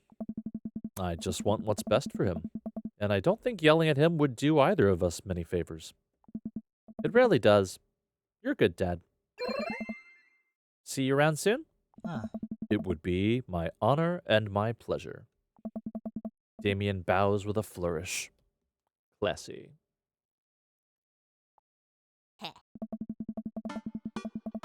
I come home to find Amanda curled up on the couch with a blanket watching TV. I plop down next to her. Yo, what you watching? Tiny House Hunting Brothers Extreme Edition. Ugh, I hate this show. The couple on screen bickers back and forth while standing in an extremely small house made out of recycled bottles. The Tiny House Hunting Brothers watch them with bemused expressions, both of their heads touching the low ceiling. I told you I wanted a 2-bed, 2-bath, shabby chic cottage. This house doesn't even have a bathroom. But honey, the outhouse is only 20 yards away. It's not that bad. I am not pooping outside, Greg. Why don't they just get a regular-sized house? I don't know. How'd afternoon tea go? Got strange. We had to go to the school and pick up Lucian, since he tried to... He lured Ernest down to the cellar with the promise of a fine vintage, and then tried to brick him into the wall, right? How did you know that? Has everyone read this story except for me? Lucian live-streamed the entire thing. This entire day is beyond me. But otherwise it was a fun day. That Damien guy's a character, but he's really good company, and a surprisingly diplomatic dad. I dig his style. You know what? Me too. Boop, boop, boop, boop, boop.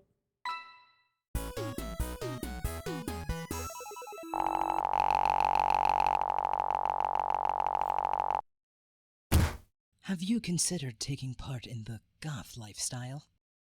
I like that there's a discrete difference between dad points and daddy points. Actually, hold up. I'm going to take a stretch break. I think I have to do that more routinely. So if you are sitting down or in a position to do so, you should join me. I'm going to do some normalish stuff. Uh-oh. I hit the thing. Welcome. You've got That's fine. dads.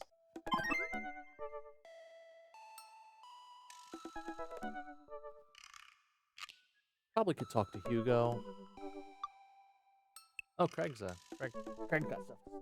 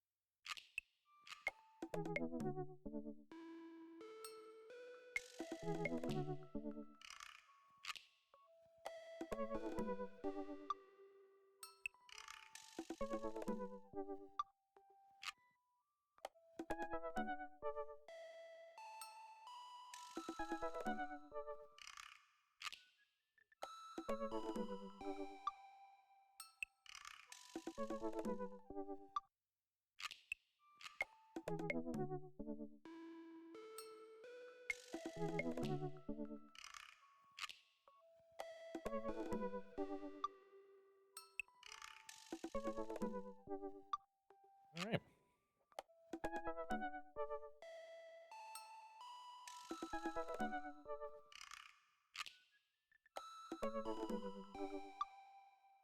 All right, let us continue dreaming those daddies.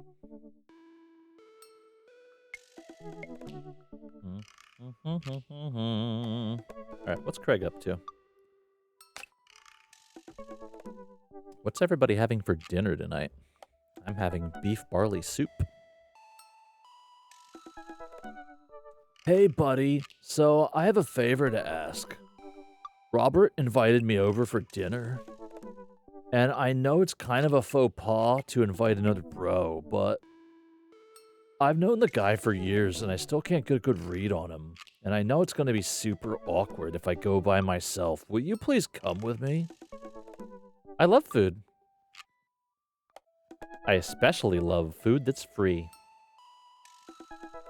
And I don't know why you're so sweaty over cooking, but sure. Yeah, dude, I'm down. Thank you. I really hope that's a sweat of relief.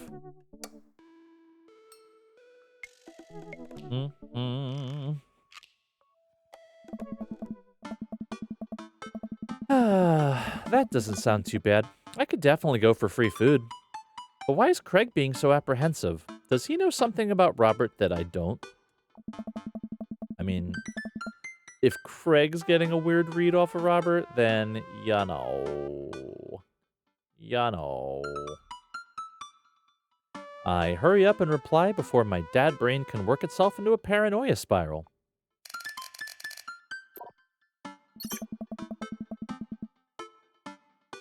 Craig and I decide to meet up before heading over to Robert's place. Craig's waiting on my porch, bottle of white wine in hand. Love it. Is it an Albarino? Perhaps? Hey! Sal, boy, am I glad to see you. Likewise, man. Classy of you to bring wine. Oh. Oh, it's not wine. It's sparkling apple cider. Robert literally has a wine cellar, so I think he's good. Wow. Or at least I think he has a wine cellar. I'm generally unsure if he was telling the truth or not. I can never tell with him. Thank God it's just not me. I never know. Nice. He's so deadpan about everything. I usually just laugh it off, but man, that guy's an enigma. I gotta get rid of that one. We start walking over to Robert's house. Does Robert even know how to cook? I have sincere doubts about whether he even knows how to shave properly or iron his shirts. I feel like you learn to cook after you learn those two first. Dude. One time, I saw him grab a hot dog from the trash can. I mean, it was at the very top of the trash can, like sitting above it.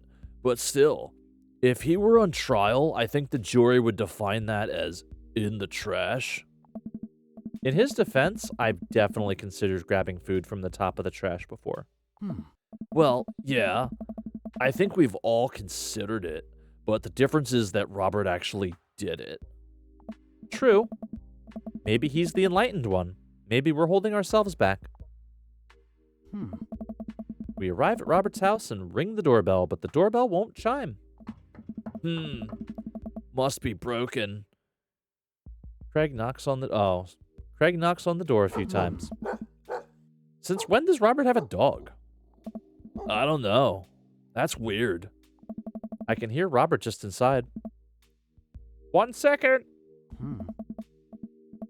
This is uncharted territory, Sal. What if he's the one making barking noises and there is no dog? Don't say that. We're not even inside yet. Finally, the door opens. Robert looks a little surprised to see me. Hey. Sal. Didn't know you'd be tagging along. Hi, it's me, Bobcat Goldthwait. That's my voice now. Did Craig not tell Robert I was coming? Come on, Craig. The little bead. Oh, I guess I can't because this is on the Switch. A little bead of sweat. Can I? No. I can leave if there's not. No, No, it's fine. Come on in. no, it's almost. Ah! Whatever. You're Kermit now. No, I'm not going to be able to find it. We enter Robert's living room, which is surprisingly really nice. Super messy, but still nice. Make yourselves at home. We can still hear barking from the other room. I didn't know you have a dog, Robert. Oh, yeah. Nah, I can't switch between both of those. Oh, yeah. That's Betsy. Have to put her up when guests are over. She'll calm down in a bit. What kind of dog is she? Pitbull. Mr. Worldwide.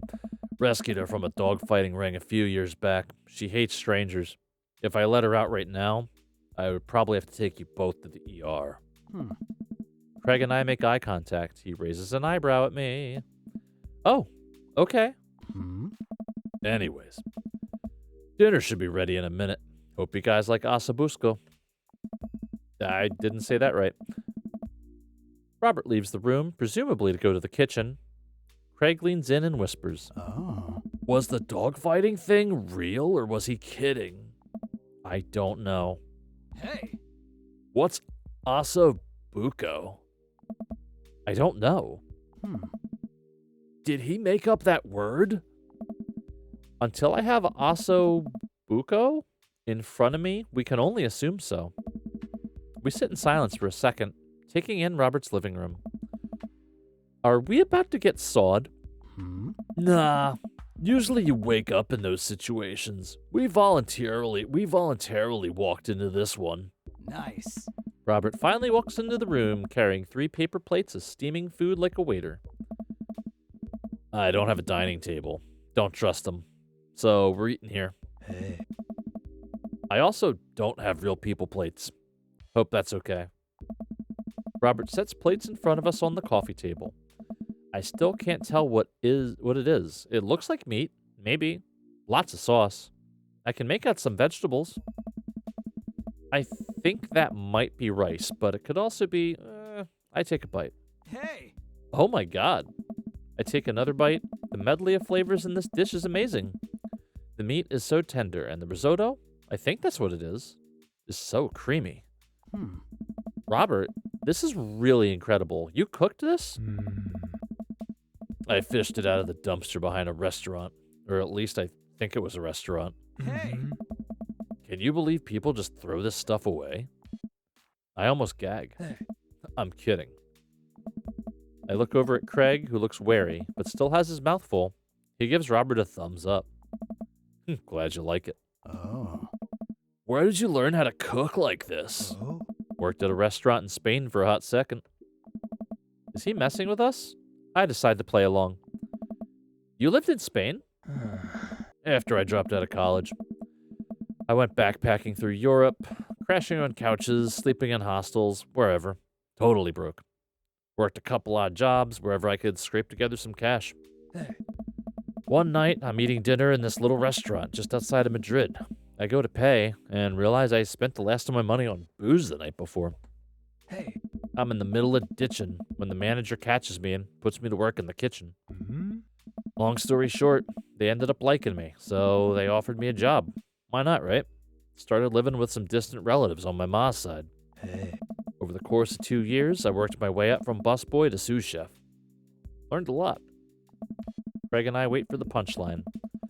What night watchman did he swindle to get back to the States? Who did he con in a game of poker in the back room of a speakeasy for safe passage in the crew quarters of a cargo ship? Anyway, I still love to cook. I don't know what's real anymore, but this food's so good I kinda don't care. That's amazing. Oh. It really is. To be totally honest, I wasn't exactly expecting gourmet cooking here, especially not served on paper plates. I don't care about presentation. If the food is good, it should speak for itself. This Oscar Busco? Oscar Busco? Ostrich bucko? Is screaming for itself. And paper plates are just as good as regular plates if you double them up. Huh? Hey. Is it bad if I ask for seconds? Help yourself. But save room for dessert. I made lemon berry savarin. Well, aren't you just full of... Craig looks over at me. Hey! Surprises. Forky. What's up, Fork? How's your day going? I like that one. What is that? It's a little frog dance. I like them both. Ooh. Thank you for the coffee. Well, thank you for checking in. That's your coffee. You should drink your own coffee. I got water. Hey, Vifs. Welcome in. Enjoy the lurk.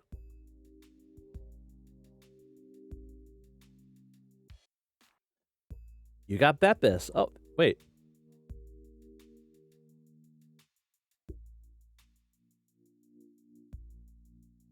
Hell yeah.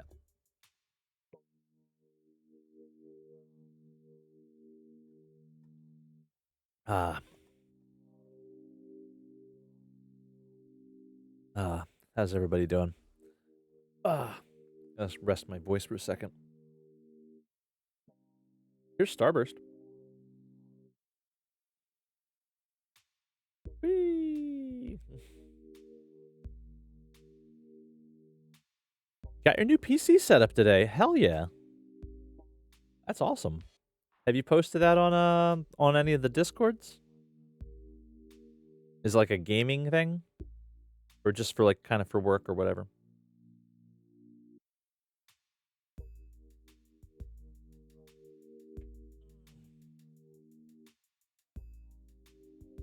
I keep looking at stuff, but I'm like, no, my laptop's fine for now.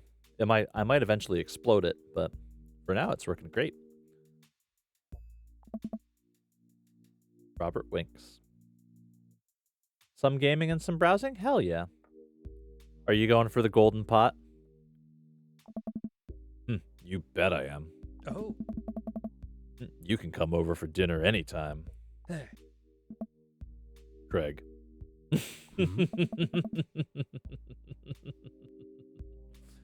I'm gonna go get seconds. Me too.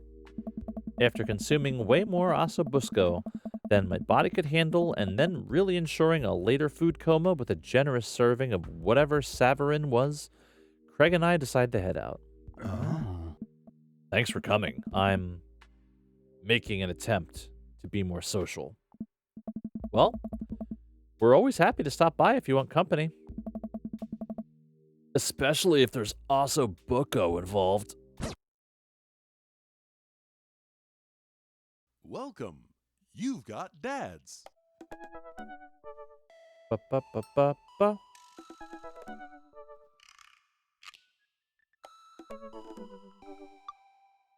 Let's talk to Hugo. Or do I want to... Yeah. W Gaming PC. Getting this was great. My brother set this up for me. I've been threatening the stream for years, basically. And he coordinated getting me the laptop that I've been using. And boy, I just really haven't been playing games.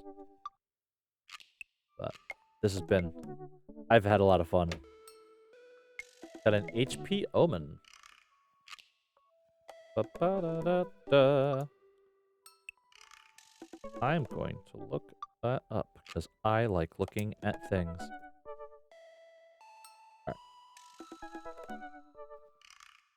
Alright. Who is going to blow my voice out less? Matt and Damien are cool, but let's kind of diversify a little bit.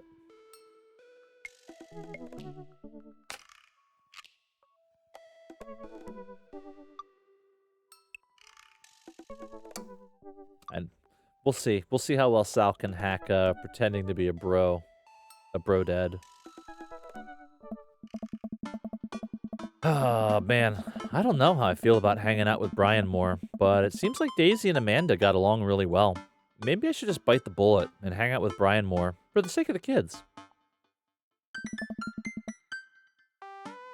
Missed who I'm trying to date? I would definitely say Matt. I like Matt, for sure.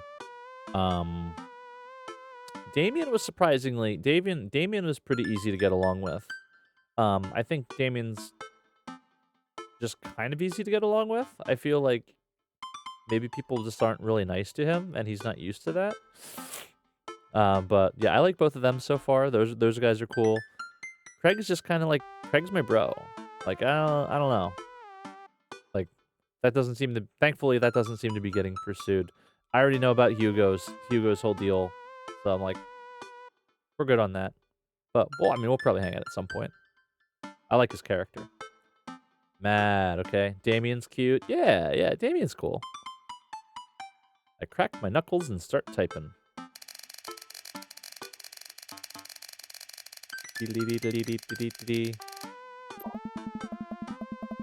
Hey, Brian. Great grabbing burgers with you at the cookout yesterday. We should get the kids together and hang out soon. Jeez, was that yesterday? Oh, this is all relative, I guess.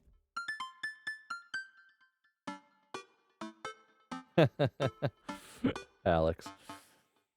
I wait a couple minutes until a ding comes from my computer, and a message pops up on the screen. It's Brian. Let's see what he has to say. Hey, man. Always love a good burg with a buddy. We should definitely hang out. What do you think about mini golf? We could bring the girls out and have ourselves a little friendly competition. Rock on, Brian. He signed his name. That's cute. Friendly competition? This is perfect. I know Amanda and I will crush Brian in mini golf. I've been taking her to mini golf courses since she was a little kid, and I'm proud to say she's almost better at it than I am. Almost. I type back.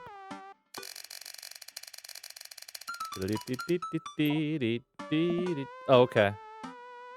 That was a sounds great, man. I didn't hit anything that time. Hey, Amanda.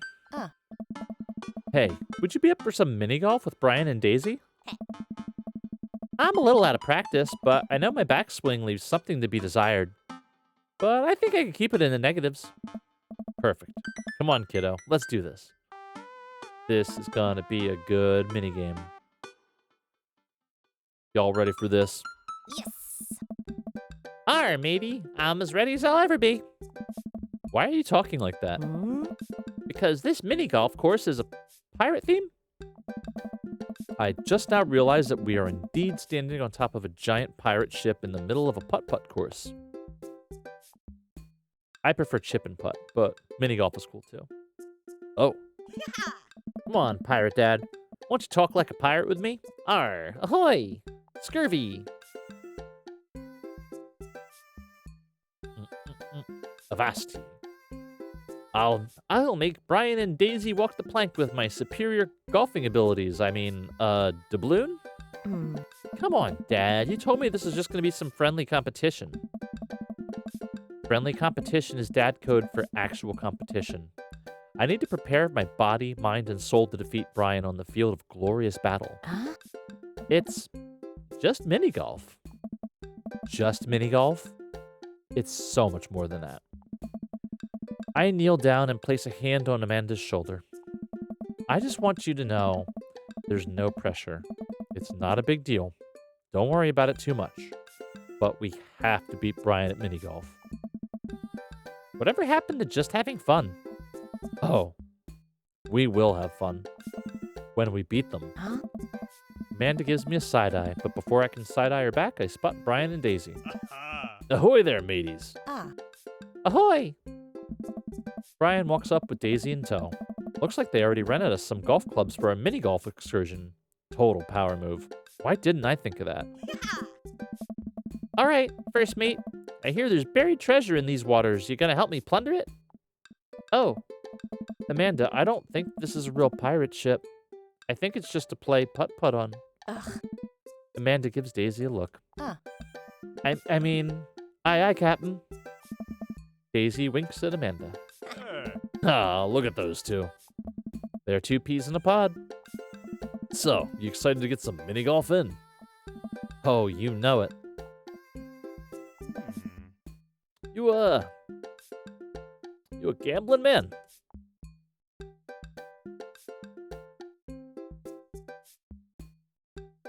Do I get you if I win? I know when to hold 'em. And I know when to fold 'em. I know when to, shoot. That's pretty much all I know how to do. How about the loser buys drinks tonight? All right, but how about we make it a bit more interesting? Well, I'm listening. The loser has to mow the winner's lawn this weekend. yeah. Well, my yard's pretty big. Are you prepared to take that on? I think you should be a little bit more concerned with how you're going to maneuver around my hedges. It's highly technical work, not for the faint of heart. Oh. I don't think I'll need to worry about that. I am very good at mini golf, you know. Oh, yeah? Hole in one. Every time. What I just said is not a true thing, but it already came out of my mouth, so I have to stand by it. I'm looking forward to seeing that happen. Brian and I eye each other up and down. May the best dad win. Brian and I shake hands and lock eyes. It's about to go down. Okay. Hey, golf. Oh. Oh, God. Into the brine.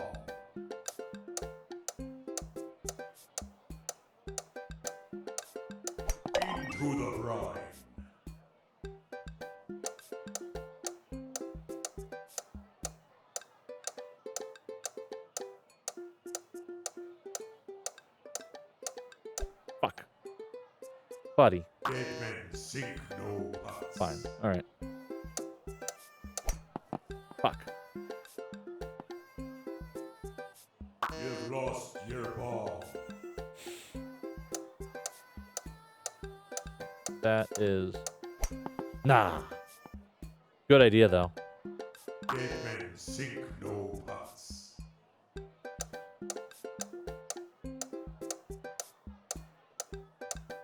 Okay. You're gonna let me... Fuck. Ah! Crap. You've lost your ball.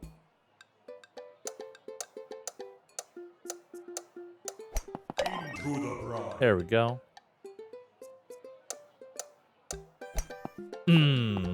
Okay. I am for sure going to play this mini game by itself. Nope. Don't know why I was so sure about that. You've lost your ball.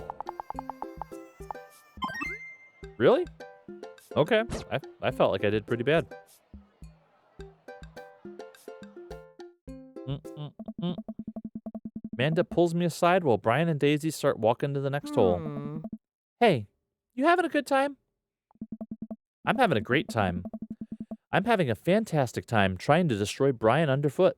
Hmm. I just asked 'cause your eye is twitching. No, it's not. I feel my left eye twitch. Amanda raises her eyebrows. Hmm. We're out here to have fun, remember? It's just a game. You're right. It is just a game. A game with extremely high stakes. Dream Daddy. Dee, thank you for the check-in. That we're currently losing. Hmm. Dad. Oh, got that first bowl too. Soup and a coffee. Pretty good combo. Please, Amanda, please nail this next hole for me. I need your help now more than ever. Oh. If it's really that important to you, sure. Amanda walks over and tees up for a particularly hard windmill hole. Gripping her club, she winds up and launches the ball into the parking lot. She looks me right in the eye and does an exaggerated shrug. Hmm. Oops. I disagree with her actions, but I appreciate her act of youthful defiance. She walks over and pats me on the back. That was for your own good. Love you, kiddo. Army Oh, shit, there's more.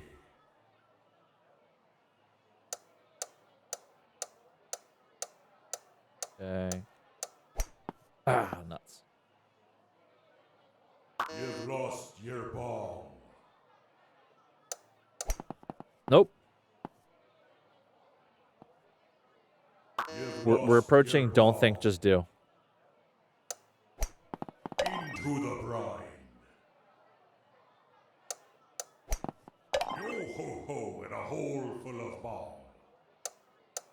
Into the brine. What the what?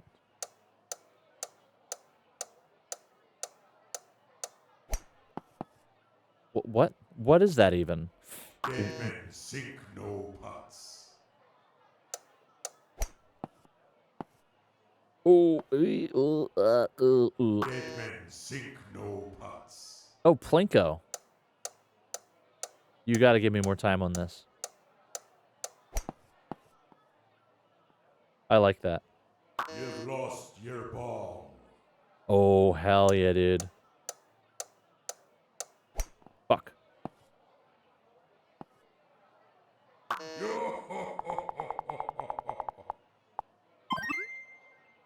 Okay. With practice. With practice, I can get the S tier. I try to maintain an air of professionalism because there are children present, but I can feel the crushing weight of the four dads before me, casting a disappointed look upon my broken frame. I have failed you, fathers, and for that, I am sorry. Man, that was some good shooting there, Sal.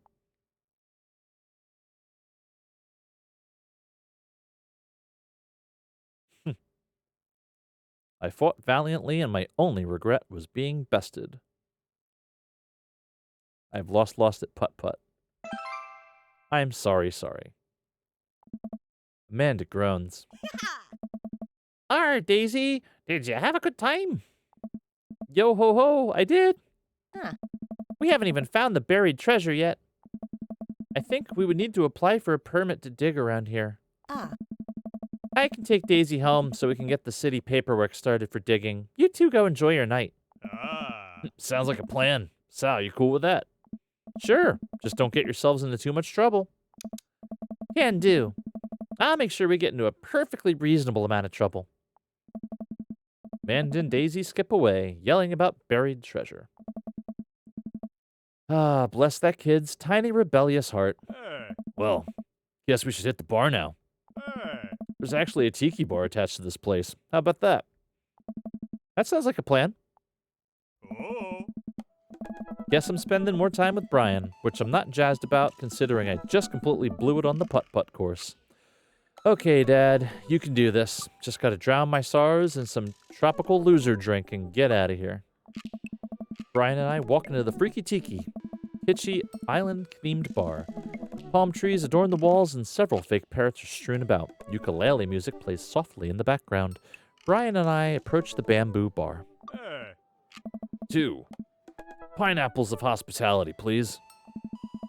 The bartender whips us up 2 rum drinks inside of hollowed-out pineapples. He sets them on fire, and we have to blow them out before we can drink them. Usually, I just like to, I don't know, drink my drinks.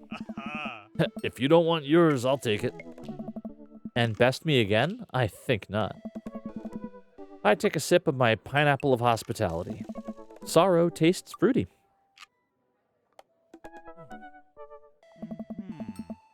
My lawn care needs are very particular. I hope you're up for the challenge. Oh, don't worry. I'll bring my own salt to promote healthy growth in a sustainable environment. Oh, come on now, Sal. I'm just having a little fun with you. I grumble and sip more of my fruity sorrow drink. Fine, fine. You got me on this one. While I sip more of my drink, I notice a TV in the corner. Hey, Extreme Makeover Deck Edition is on. I love this show. Always made me want to own a deck.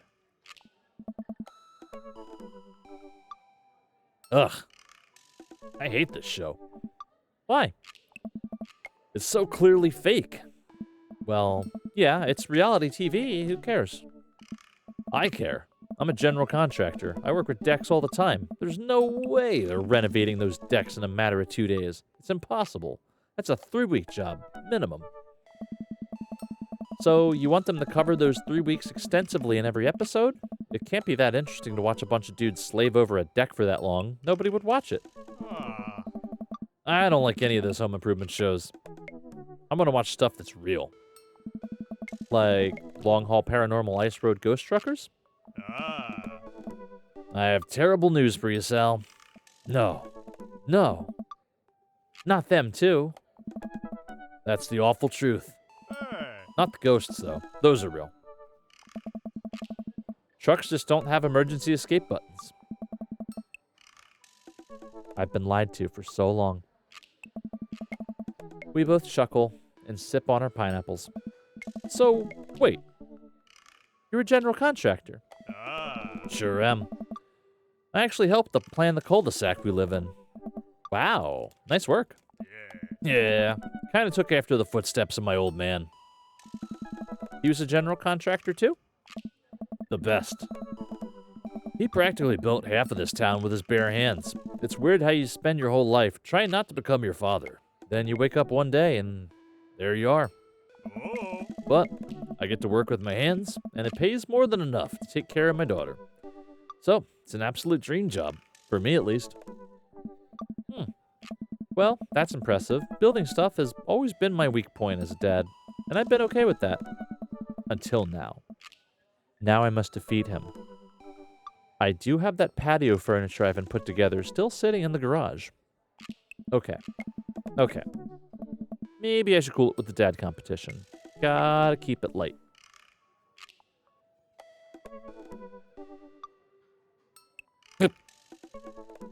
Stare him down unblinking.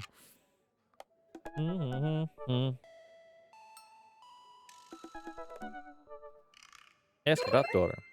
So, Daisy seems pretty smart for her age. Yeah, she's a genius. She definitely doesn't get it from her old man, though. It's actually a little embarrassing. She beats me at Scrabble constantly. To be fair, Scrabble is really hard. I can barely make good words when I have the whole alphabet in front of me, let alone 7 letters. See? We can keep things friendly here. This is perfectly pleasant. I could do this all night. Because I feel an innate need to impress Brian and prove I'm better than him, obviously. That's the only reason. I think.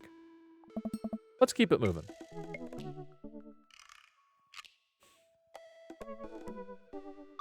Ask about his dog. So, you have a dog? Sure do. I can't quite remember what he... Oh, he's a little corgi. Always has a handkerchief around his neck. Oh, I thought this was an invitation for dog photos. Hold on.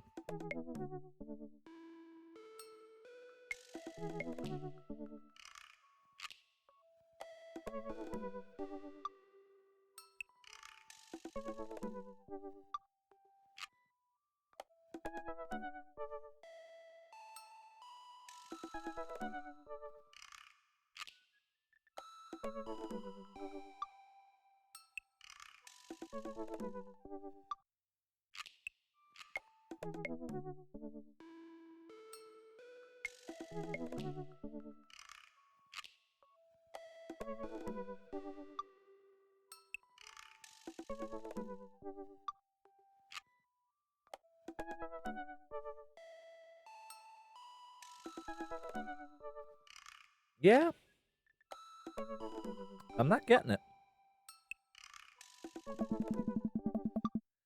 I think I might need a visual reminder to jog my memory. If you happen to have any pictures of said dog, maybe on your phone. Brian laughs. Sal, if you wanted to see pictures of Maxwell, you could have just asked. Show me the goods then.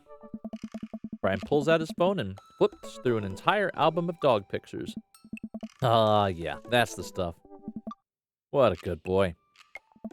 I look around the room and take in all the kitschy decor. Looking for something else to comment on. There's a gigantic fish hanging above Brian and I gesture to it. Cool fish. It's definitely fake. Really? Everything in here is fake. That palm tree there is just a ficus with plastic coconuts glued to it. I look over. He's right. But I almost caught something like that fish once. Mine was bigger, though. Of course it was. Oh, really? Yep. Oh, boy. Yep, I went on a trip to Hawaii, maybe a decade ago. We were on the sea for 3 days, catching fish, drinking beer, you know, guy stuff. We had a hot plate on the boat so we could sear the fish right after we caught it. Throw a little bit of salt and lemon on there, oh man. That's some of the best food I ever had. That actually sounds amazing. Well, it was the last day. Everyone had gone to bed already, but I was out there watching the stars. Had my line out too. Then all of a sudden, it just starts running. So I jump on the reel before it gets ripped out of the rod rack and start fighting with the damn thing. I'm out there for maybe an hour. Can't call out to my shipmates. Just man against nature. Finally, I'm starting to tucker the guy out. I get him up to the surface and finally get a sight of it. The biggest marlin I've ever seen. Hemingway-esque. I get it onto the boat, single-handedly. And you know what happens next? You fuck the fish. What happens next? Damn thing smacks me in the face with its tail. Knocks me out. I wake up the next morning on the deck. The fish gone. Never felt dumber. So it got away. I think there's another version of me that would have spent the rest of my life trying to catch that fish, Captain Ahab style. I'm sure Daisy would be supportive. Ah, man. Fishing's the life. Haven't gone enough lately. You go fishing? Actually, I have a confession to make. Wait, what am I doing? Why am I having this inexplicable urge to be vulnerable with them? I can't tell them that I'm terrible at fishing. I lean in close. Jesus Christ. All right.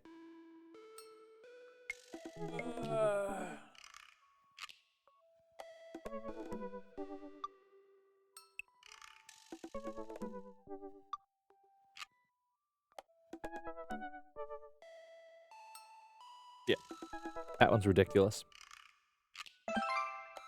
I'm simply the best out there. No one can outfish me. Okay, since you're such a pro, I'm taking you fishing. You want to go fishing? Wait, don't answer that. Yes, you do. We're going fishing. Oh, no. Oh, I don't know. Come on, it'll be a blast. I know the perfect little fishing spot. I'll bring some beers. We can just sit back, relax, reel in some trout. We'll bring the kids with us. Come on, you know you want to. Sigh. I've been cornered. Yeah, Yeah, okay. Brian gives me an exuberant high five. Yeah, maybe we'll see who can catch the most fish, so I can get you mowing my lawn. You can try to beat me, but they don't call me Sal good at catching fish Capella for nothing. I am spinning a web of lies that I fear one day will consume me.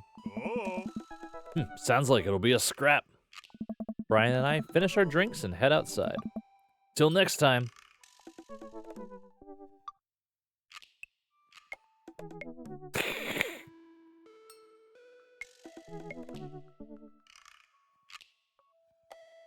I am real excited to catch way more fish than you, Brian. Brian extends his hand and gives me a friendly but firm handshake. I see that competitive fire in his eyes. This is going to become a whole thing, isn't it? Once Brian takes over babysitting duties, Amanda walks home with me.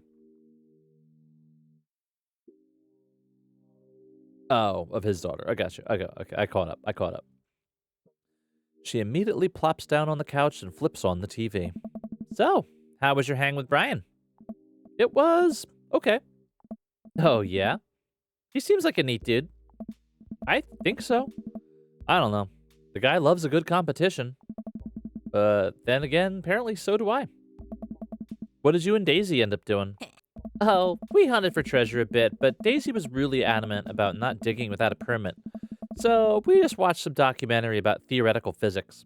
I put her to bed and then sat around eating Brian's food. Don't tell him I said that. That's standard babysitting protocol, I believe. I really like hanging out with Daisy. She's super mature for her age. Yeah.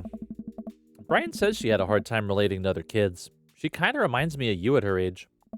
Although, she doesn't bite people as much as you did. I can't believe I'm finally the cool older kid. Feels good. You gonna go hang out with Brian again? That's the thing. He wants to go fishing with me. Oh.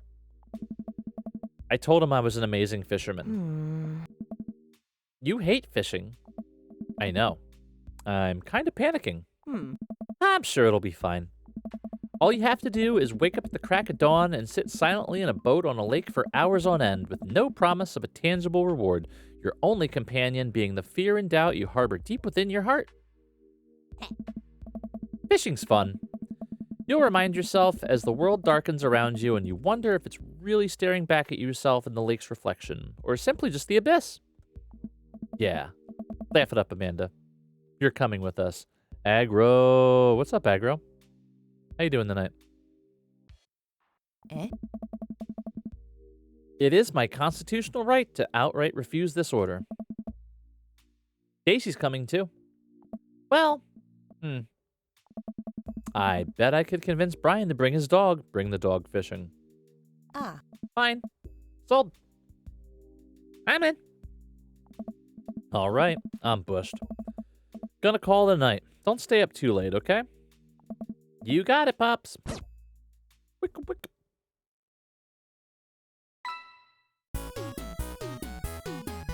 That's at least a B.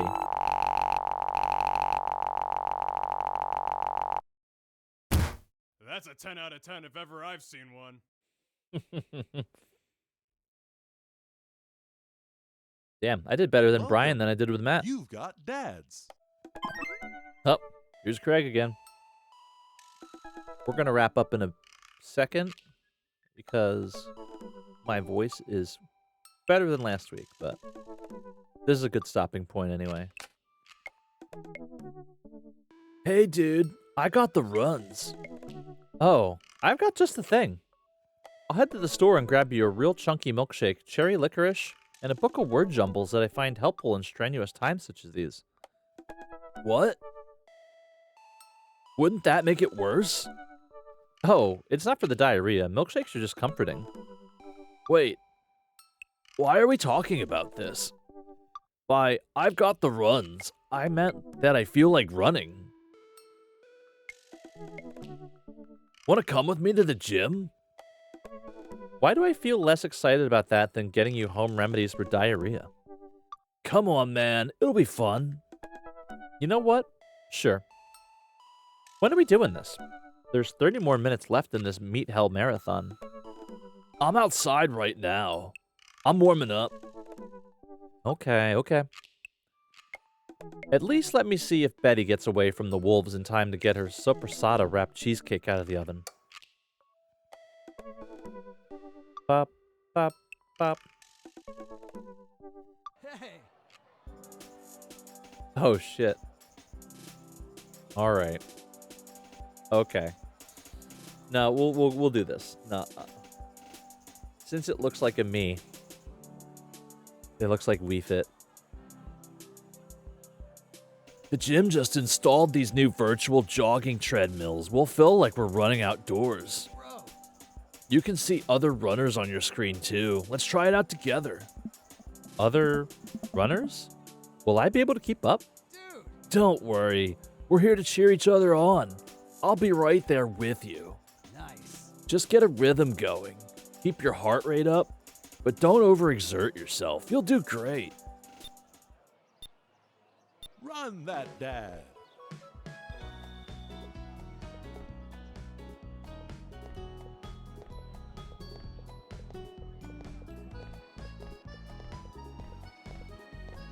Okay. Think I get this. Dude! Oh, okay. That's different. Ba ba ba ba ba.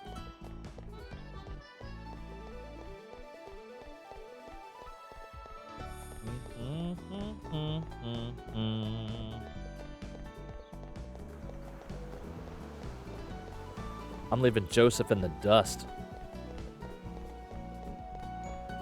Oh, hold up.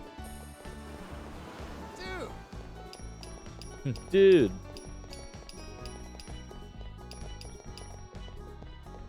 Doot, doot, doot, doot, doot, doot, doot. More talking simulators have to have, like, mini games like this. That was one thing, like, a Coffee Talk, like, had the making coffee thing, but it honestly wasn't that big of a part of the whole deal. And also the soundtrack got flagged and muted my VOD, which I'm still mad about.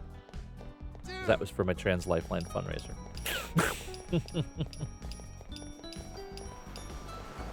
Is that Strong Bad?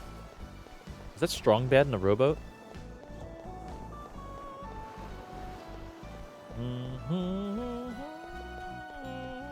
Oh! Rip. Oh.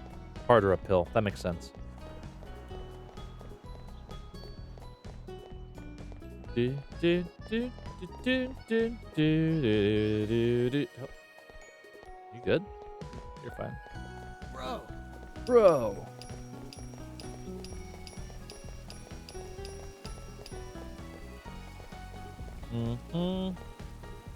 What the hell? Oh, longer? Longer pushes?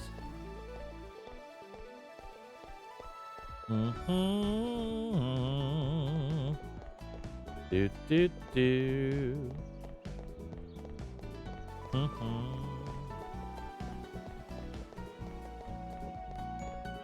I'm winning, I think.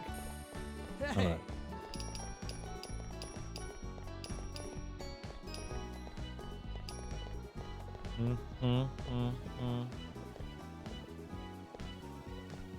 Do do do do do do do do.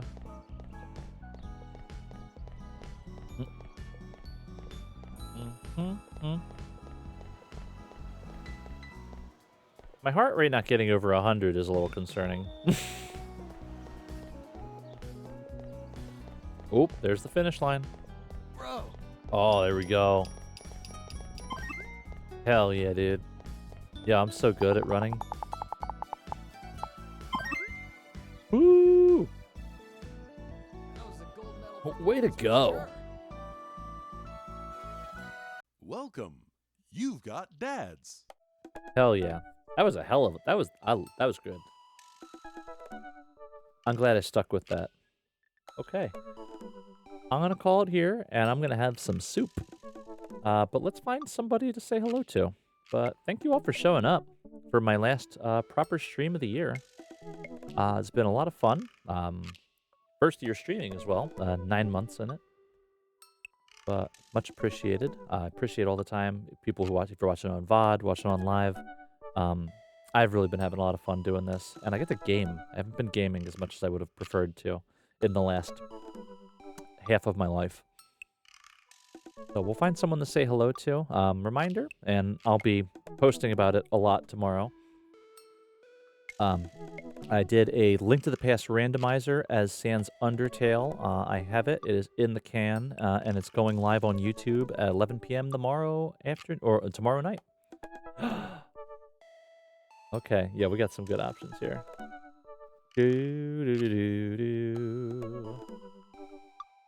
Jesus Christ, a lot of people are on. Good lord.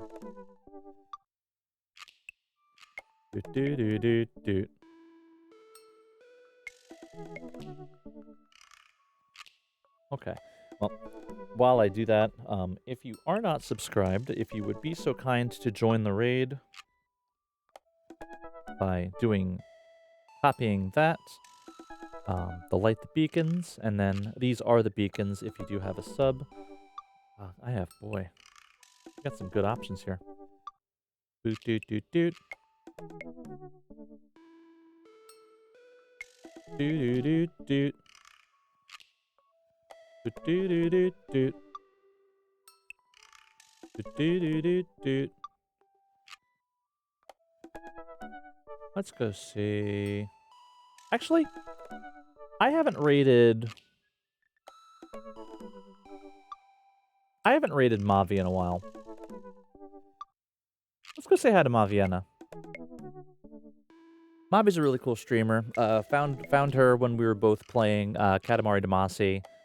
She is a VTuber who made her own VTube model, and currently is doing art. I think she's doing emotes. It looks like she's doing her own emotes right now. She does art, she does hand cam, she does gaming, variety gaming. So she plays Katamari. She played Dredge. Was playing Ghost of Tsushima for a while. But she's really cool. But we're gonna say hi to her if you would be so kind. And I'm going to head out for the night. But thank you all so much. Remember to take your nighttime medication. Restart your phone if it's been a while, and have a happy New Year's. And I will see you in 2026. Bye, friends. Doot, doot, doot.